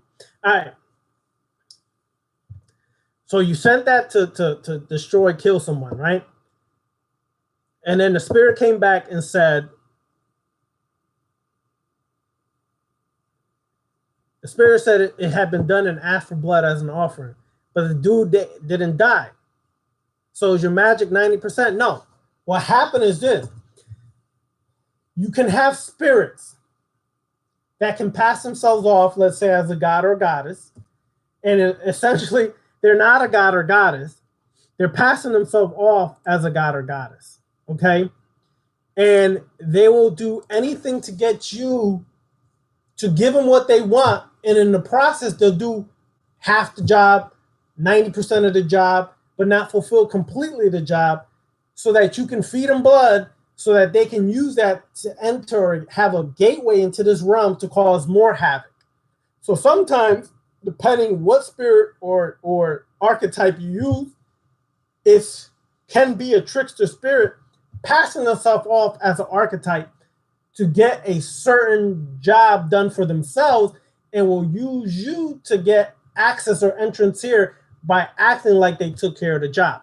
That doesn't mean your magic's 90%, because it almost fulfilled itself all the way through. Somewhere along the line, what could have happened is some of the control you had over the spirit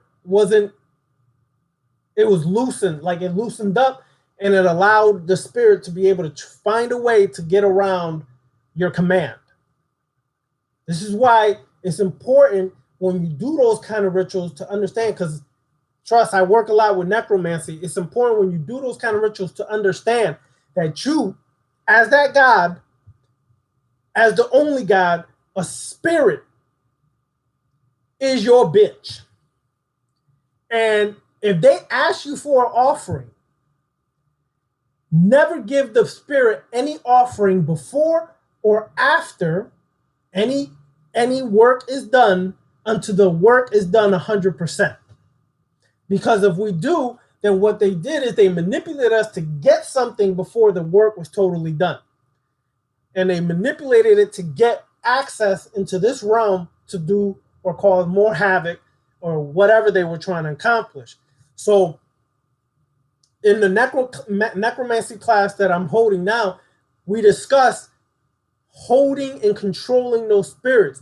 But before we get to that part of the necromancy classes, we're dealing with the ability to use your own psychic power, your psychic commands and things of that nature to be able to have total and utter control over internal and external things. So I hope that answers some of your questions, Joshua.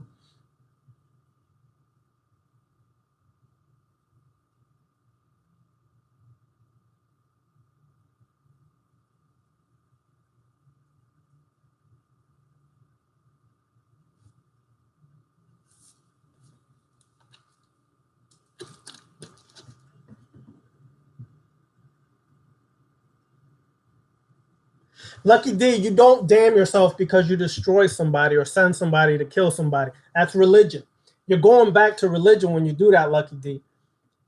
On the left-hand path sense, there is nothing wrong. If somebody try to hurt you or destroy or kill you, by all the power in the universe, you have a right to go destroy that person. Even kill them, in a sense, if they violated or came across you or somebody you love, you have a right to do that. There is no spooky law that's going to say you're wrong or damn for doing that.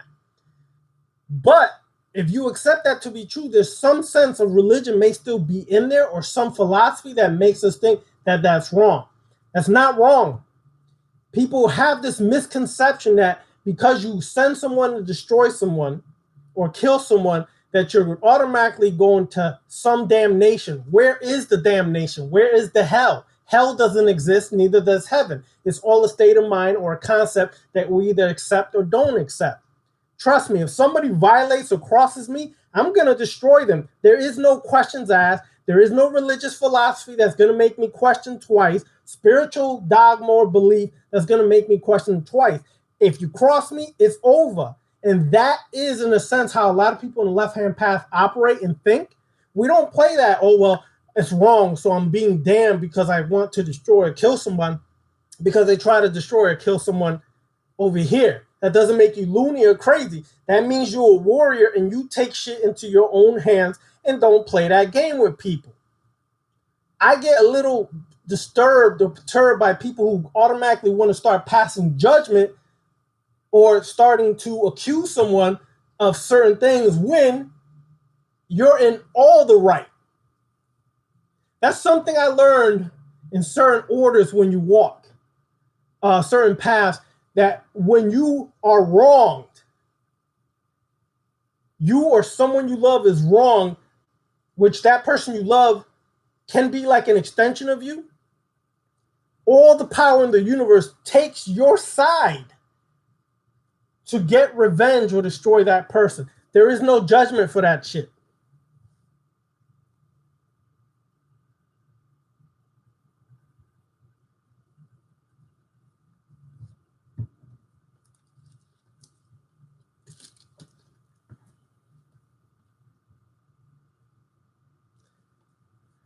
All right.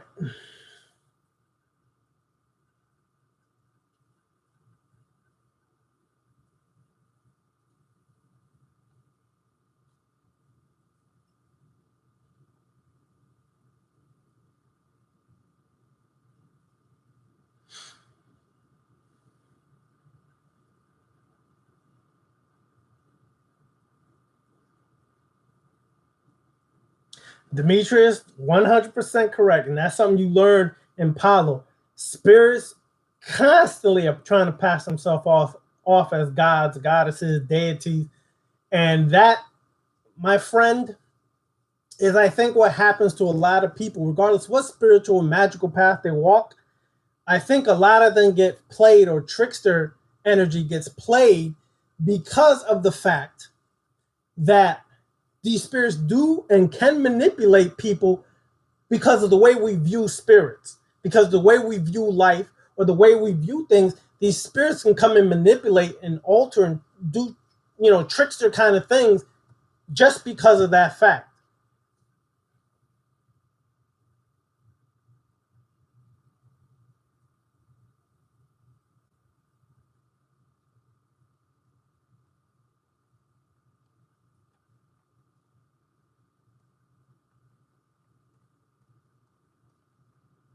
That's right. Let's move to God. That morality shit got to go straight out the goddamn door, because it's that very morality that keeps people enslaved, binded, and controlled.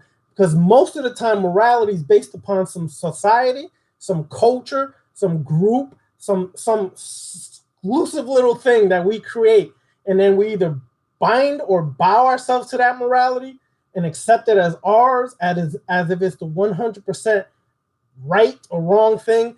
And there is no right or wrong. Never has been, never will. What is considered good or bad, right or wrong, is all based upon your perception. It's how you perceive things. What could be good for me could be bad for somebody else, and vice versa.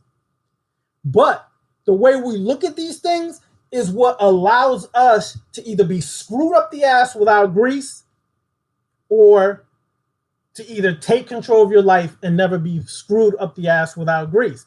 That is the reality of life. And if we keep falling for this morality and this control systems and what is right or wrong and what is this and good, and then we'll always be a slave to someone or something. On the left-hand path, we challenge the very core of what is considered morality and destroy that shit. Because what is moral to you may be immoral to somebody else.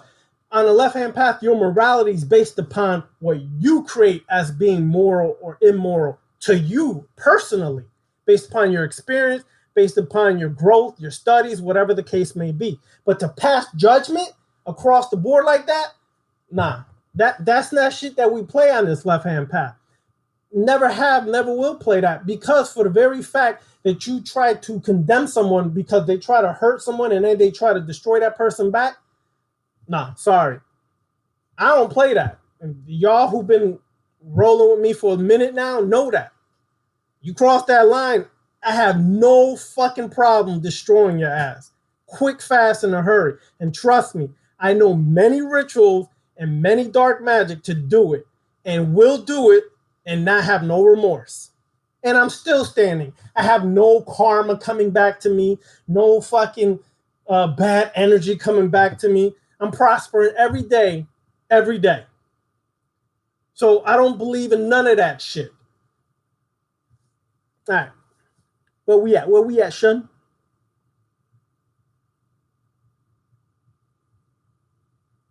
That's right, Joshua.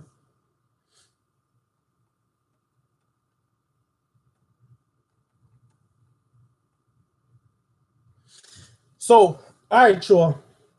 Any other questions? Because y'all got me hyped. I didn't even realize it's almost 9 o'clock. I didn't even realize it's almost 9 o'clock right now. Y'all got me hyped. My energy was flowing. My passion came out.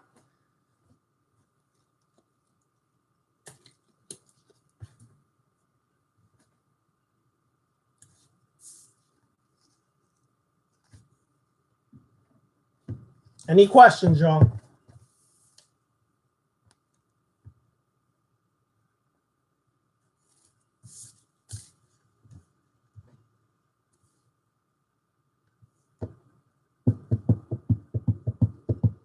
Oh, yeah, it's definitely early. But, you know, as a vampire, you know, I do a couple hours of this. You know what I'm saying? The work doesn't stop when I get off this now. I do more work when I get off this. I do more rituals. I do more things to keep that energy flowing.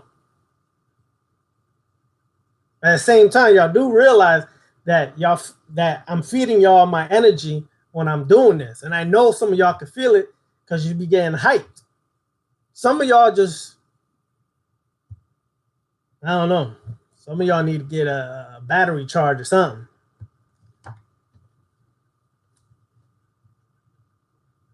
True, Joshua. We'd love to have you keep coming back. All right, y'all. So let me say this. All right. I don't make a lot of requests from anybody. I do not make a lot of requests from people. That's not my thing because I handle my own life, my own business. However, let me just check something real quick before I bring this up.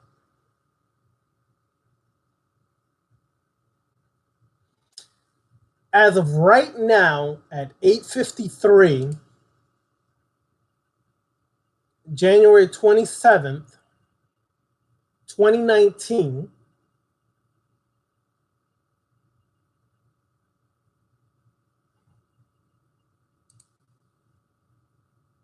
I am 7 people short of hitting the magical YouTube number of 1,000. Spread the word, share, hit subscribe, hit like, whatever the case may be. Help me get to 1,000. There's a reason for that. Help me get to 1,000, and we're going to keep taking this show to other levels. Now, I want to say this. I'm going to have a guest on here soon. I'm just trying to figure out a system or a way where I can have me and him together because he's in Detroit. I'm here in Florida. And I'm trying to find a way where we could be on YouTube together. I'm going to have the brother Rogue Titan. I don't know if some of y'all know him on Instagram or other things like that. The brother Rogue Titan. I'm going to have him on here. I'm going to find a way for both of us to be on here. All right. So that's going to be one of the first guests to come on this YouTube live channel. All right. So I'm going to try to get him on here. I'm going to try to have other Left Hand Path guests on here as well to expand the knowledge base, to expand different perceptions and points of view, things like that. So if y'all have any ideas of people you want me or should I contact to bring on here, let me know.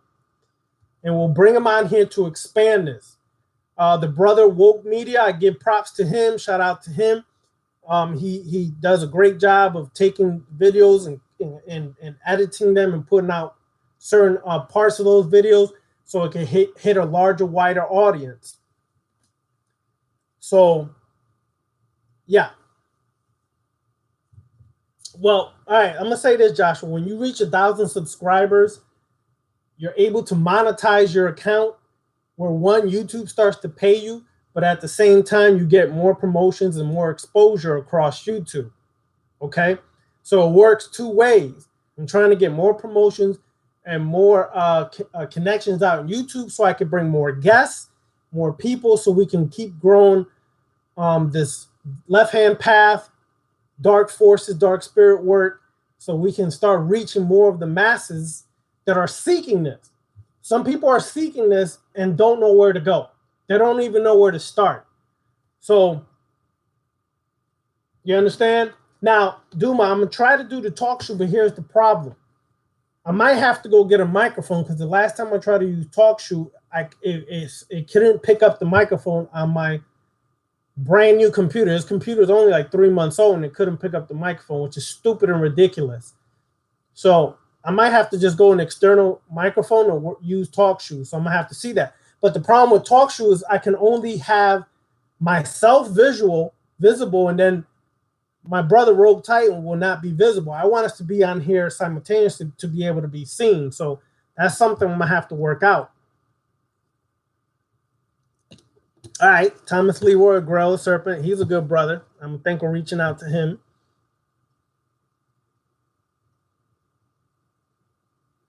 Mars Shogun. Okay, let me see. Yokai Spirits.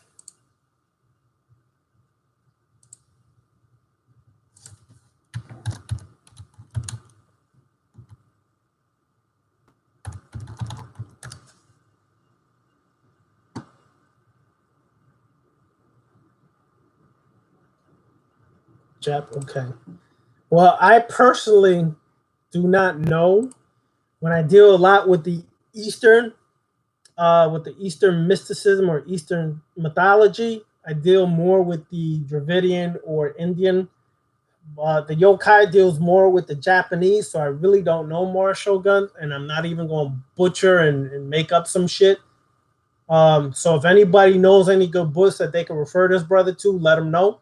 Mars Shogun asked, any good books dealing with the East Asian mythology and the yokai spirits.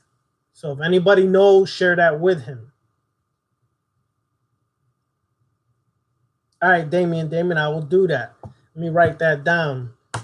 It's called the Blue Brand USB mic. Blue Brand USB mic.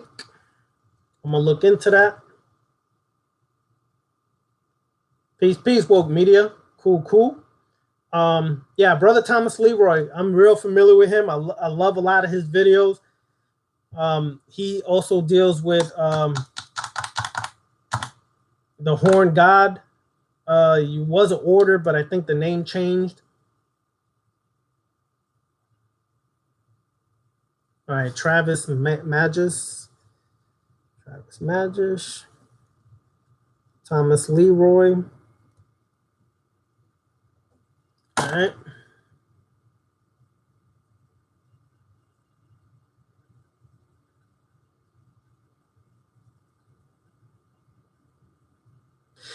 All right, Chaotic Scott. Now, I'm all for the hot woman as guests,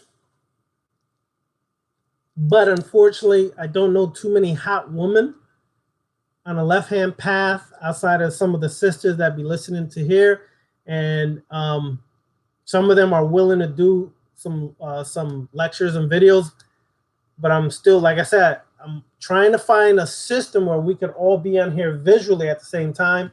If not, then I'm gonna just have to do the TalkShoe thing, get the external mic, and then interview them while I'm on here visually. So we might have to work it that way till I can figure something else out.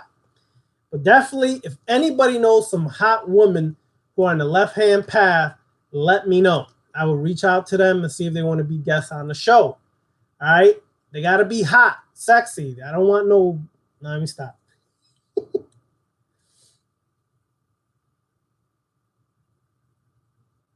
Yeah, Thomas Groove, Sector of the Horn God. That's right. Yeah, I'm going to reach out to Michael W. Ford, but the problem with Michael W. Ford is he's real busy. I reached out to him before, but he's real busy a lot of times, and it's hard to actually schedule him. So that's the only problem with that. But like Chaotic Scott, like you said, if you know of any woman on left-hand path that you know of videos or anything like that, email me. I'm going to put my email here tonight. Email me who these women are, so I can reach out to them. They have to pass the eye test, the eye candy test.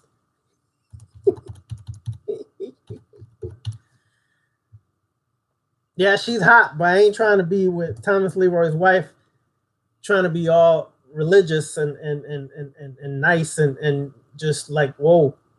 So no.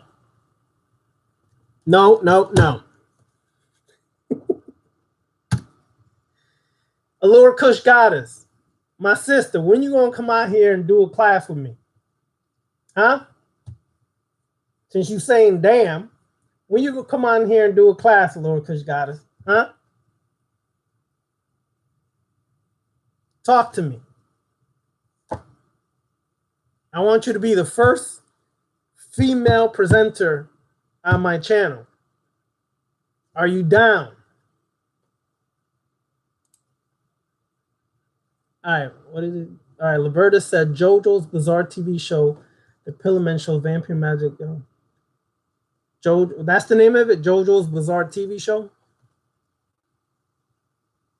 Oh, Pillarman. Pillarman. All right. Pillarman by JoJo Bizarre TV. All right.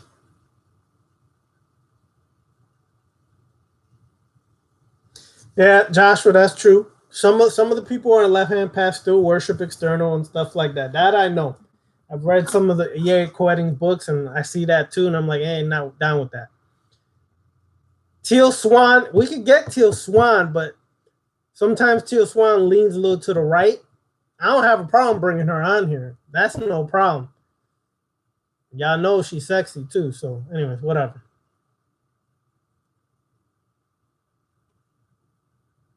All right, I'm gonna check out Cosmic Serpent. I'm gonna check out Google Hangouts for that. Cosmic Serpent, you want? Let me ask you: do you want to do?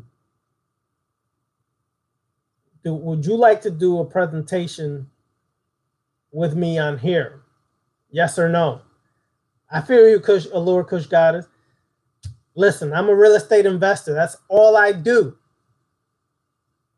is get that paper, get that money. Day and night. If I ain't on doing some occult stuff, I'm working on my real estate investment, finding properties, flipping properties, et cetera, et cetera, et cetera. So I feel you on that money. But the thing is, money ain't gonna ever stop me from making time for the growth. So I feel you though, because it is time consuming to make that money. So I got you on that. All right, Boss Lady TV, Teal Swan.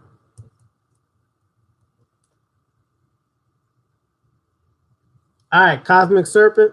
I'm a hit me up on my email, darkoccultist99@outlook.com, and I'm gonna give you my text, my personal information, so we can communicate by text or phone and set something up. Because I want to get this done soon. Because you know, I be getting tired sometimes doing this, y'all, and sometimes I need a little break. And I would like somebody to represent besides me. So that's why I'm gonna have the Rogue Titan up here. I'm gonna have Sister Cosmic Serpent up here. You know, every time you put that clown Allure Kush Goddess, you know what I'd be thinking about? And goddamn, where the hell is this brother at? Mystic Seraph. Every time you put that clown, this is what I think about. Damn Pennywise. Pennywise the clown, and goddamn brother ruined it for me yesterday, y'all. He took Pennywise and ruined it.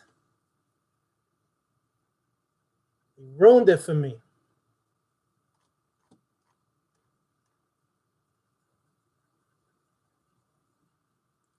Yep.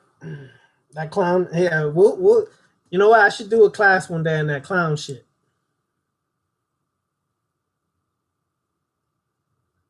Orly Stewart. All right, cool.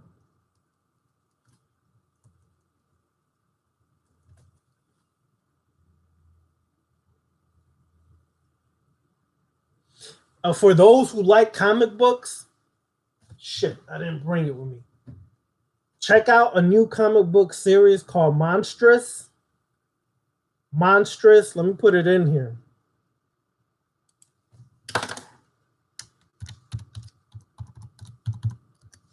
Check that comic book series. That shit is lit. I got that yesterday. Can't put it down. It's lit. They have some shit. I ain't gonna ruin it for y'all. Let's get the damn shit. Okay. Blue Yeti USB mic. All right.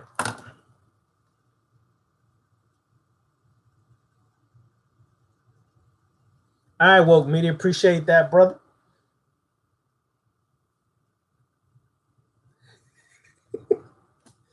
T South. Please, only women can hold their own fluffiness and commercial appeal. I feel you. All right. All right. Thanks for that link, Joshua. Did I see the Nun? No, I haven't. Oh, the Nun. The Nun. Yeah, I saw the Nun movie. I thought it was going to be better. It was good, but I thought it was going to be better. To tell you the truth. All right, so I'm gonna look into getting this mic, and then gonna work with Rogue Titan and Cosmic Serpent. My girl Cosmic Serpent's lit, y'all. I love her page on Instagram. Check it out. Cosmic Serpent is lit on that page. She be having the Shadow Serpent demon hands. Boy, watch out. I'm telling you, hypnotic. Watch out for her.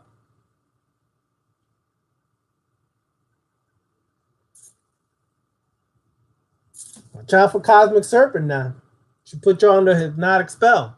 That's why I'm going to get her on here. I'm going to see how many of you dudes fall under that hypnotic spell, claiming all this God shit. We're going to see who's going to fall now.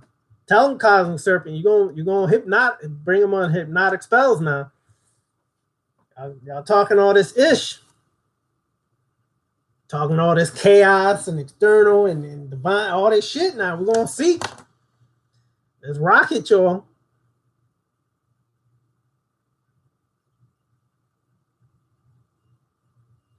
Okay, here's the thing. Demons. Demons are not so much a deity. Demons are essentially aspects of ourselves before us, during us, and after us.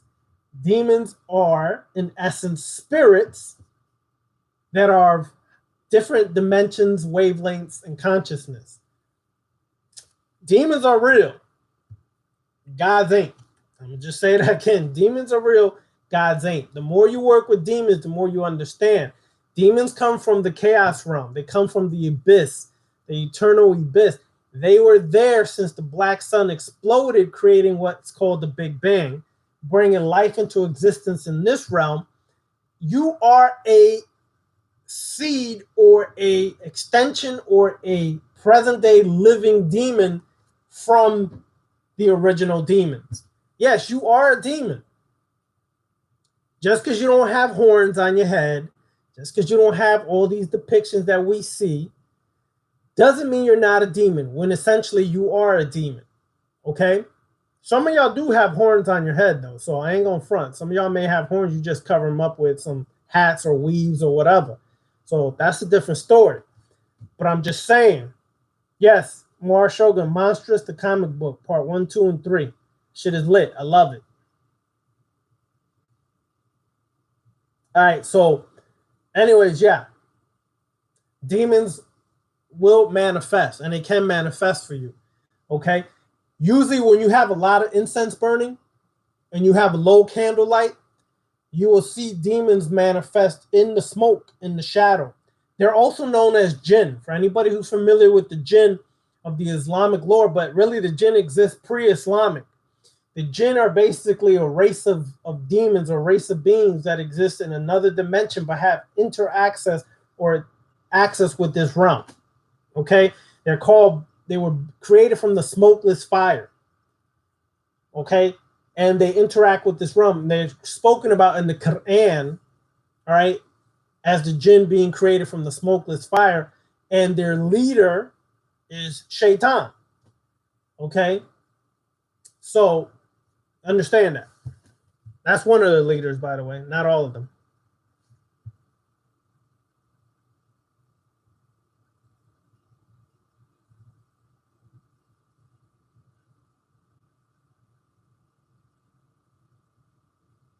Damon, if you're, are you familiar with Primordial Chaos channel or Brother Beniti?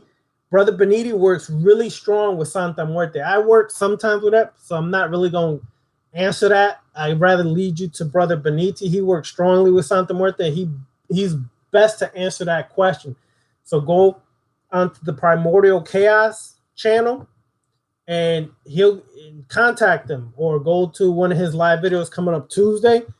He just did a video on Santa Muerte recently, and he may be able to best answer those questions. I ain't even going to front and moose. I don't make up shit like that. I don't work too strong with Santa Muerte, so I just say that to you.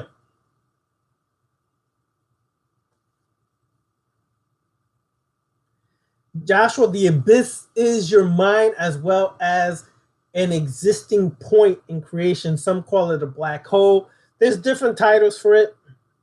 Just know it is an actual existing point as well. But it is related to your subconscious mind, which is also considered the deeper parts of your subconscious mind. Is called the abyssic mind. Yes, Skyrim is dope.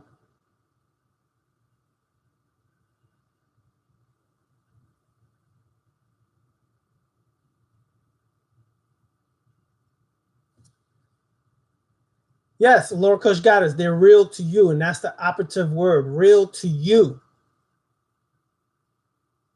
But understand this, the work is to get to the point where you don't ever need a god again.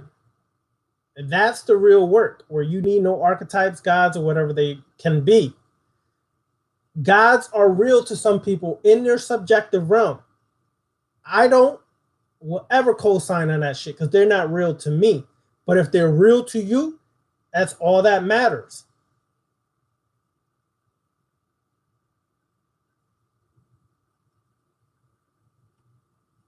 Now, here's what's interesting. Some people will say that ancient gods manifested through people.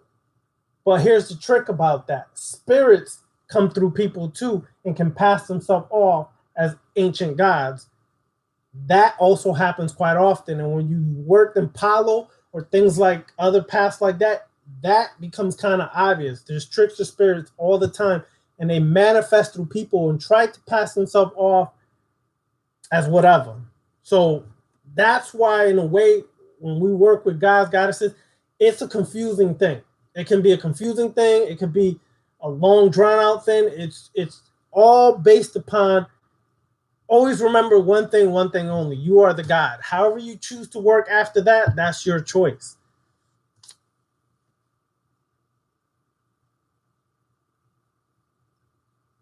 Yep, I have, Joshua.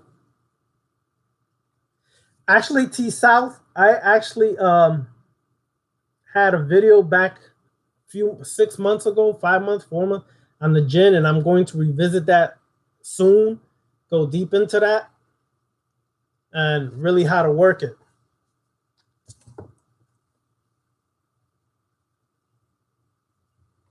Oh shit, Joshua. No joke. Make it happen.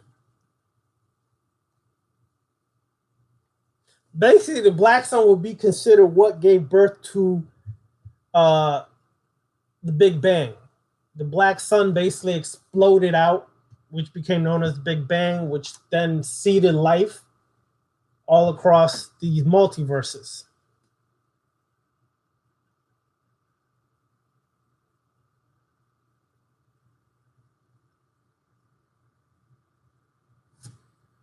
Right, Joshua, that no food during the daylight hour, that is the Islamic fast of Ramadan. Well, similar to the Islamic fast of Ramadan. I practiced Islam for years, and I also was more into the Sufi side of Islam, which really Sufi kind of predates Islam, but just kind of adapted Islamic traditions and ways. And that's one of the things when you fast is usually during the daylight hours. You don't eat or touch food or water. For the most part, you don't touch food or water. Then in the evening, you break it with something small. But it all depends on the individual.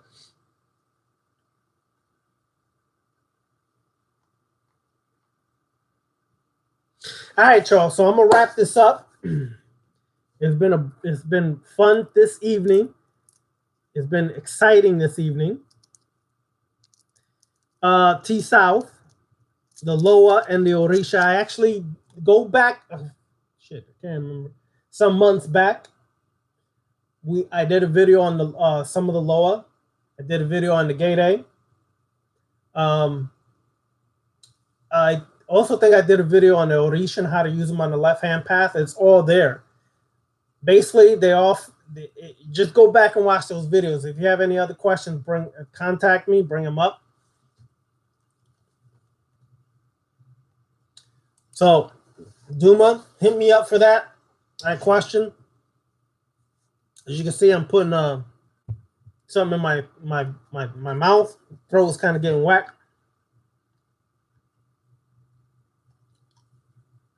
I was wondering, Joshua, because when I seen your page, I was like, yo, she looked kind of like she's Arab or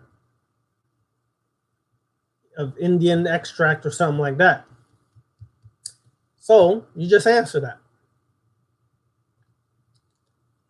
But I'm done for the evening. So any other questions, y'all can email me. I'm gonna put it up here one more time.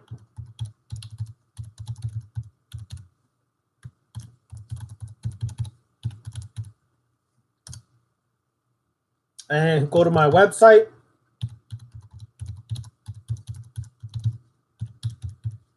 For any products you want to get. De nada, Joshua. Siempre muy orgullo para ayudar gente on this path. Yeah, that's my Spanglish shit coming out, bro. New Rican for life. But anyways, all right. Any other questions that I didn't get to? Kind of got to let my voice rest, kind of getting tired. Email me at darkcultist99outlook.com. Check out my website, serpentcrystals.com, for any occult products, ritual oils, candles, herbs. I got a lot of ritual herbs. I got a vampiric magic section. Check it out. All right. Peace, y'all. Thank you for showing up. Cosmic Serpent, hit me up, email me so I can pass along some information so we can start preparing you and I to get a structure for a class together. All right. King Shango, always late. God damn King Shango. Anyway, all right, y'all. Peace.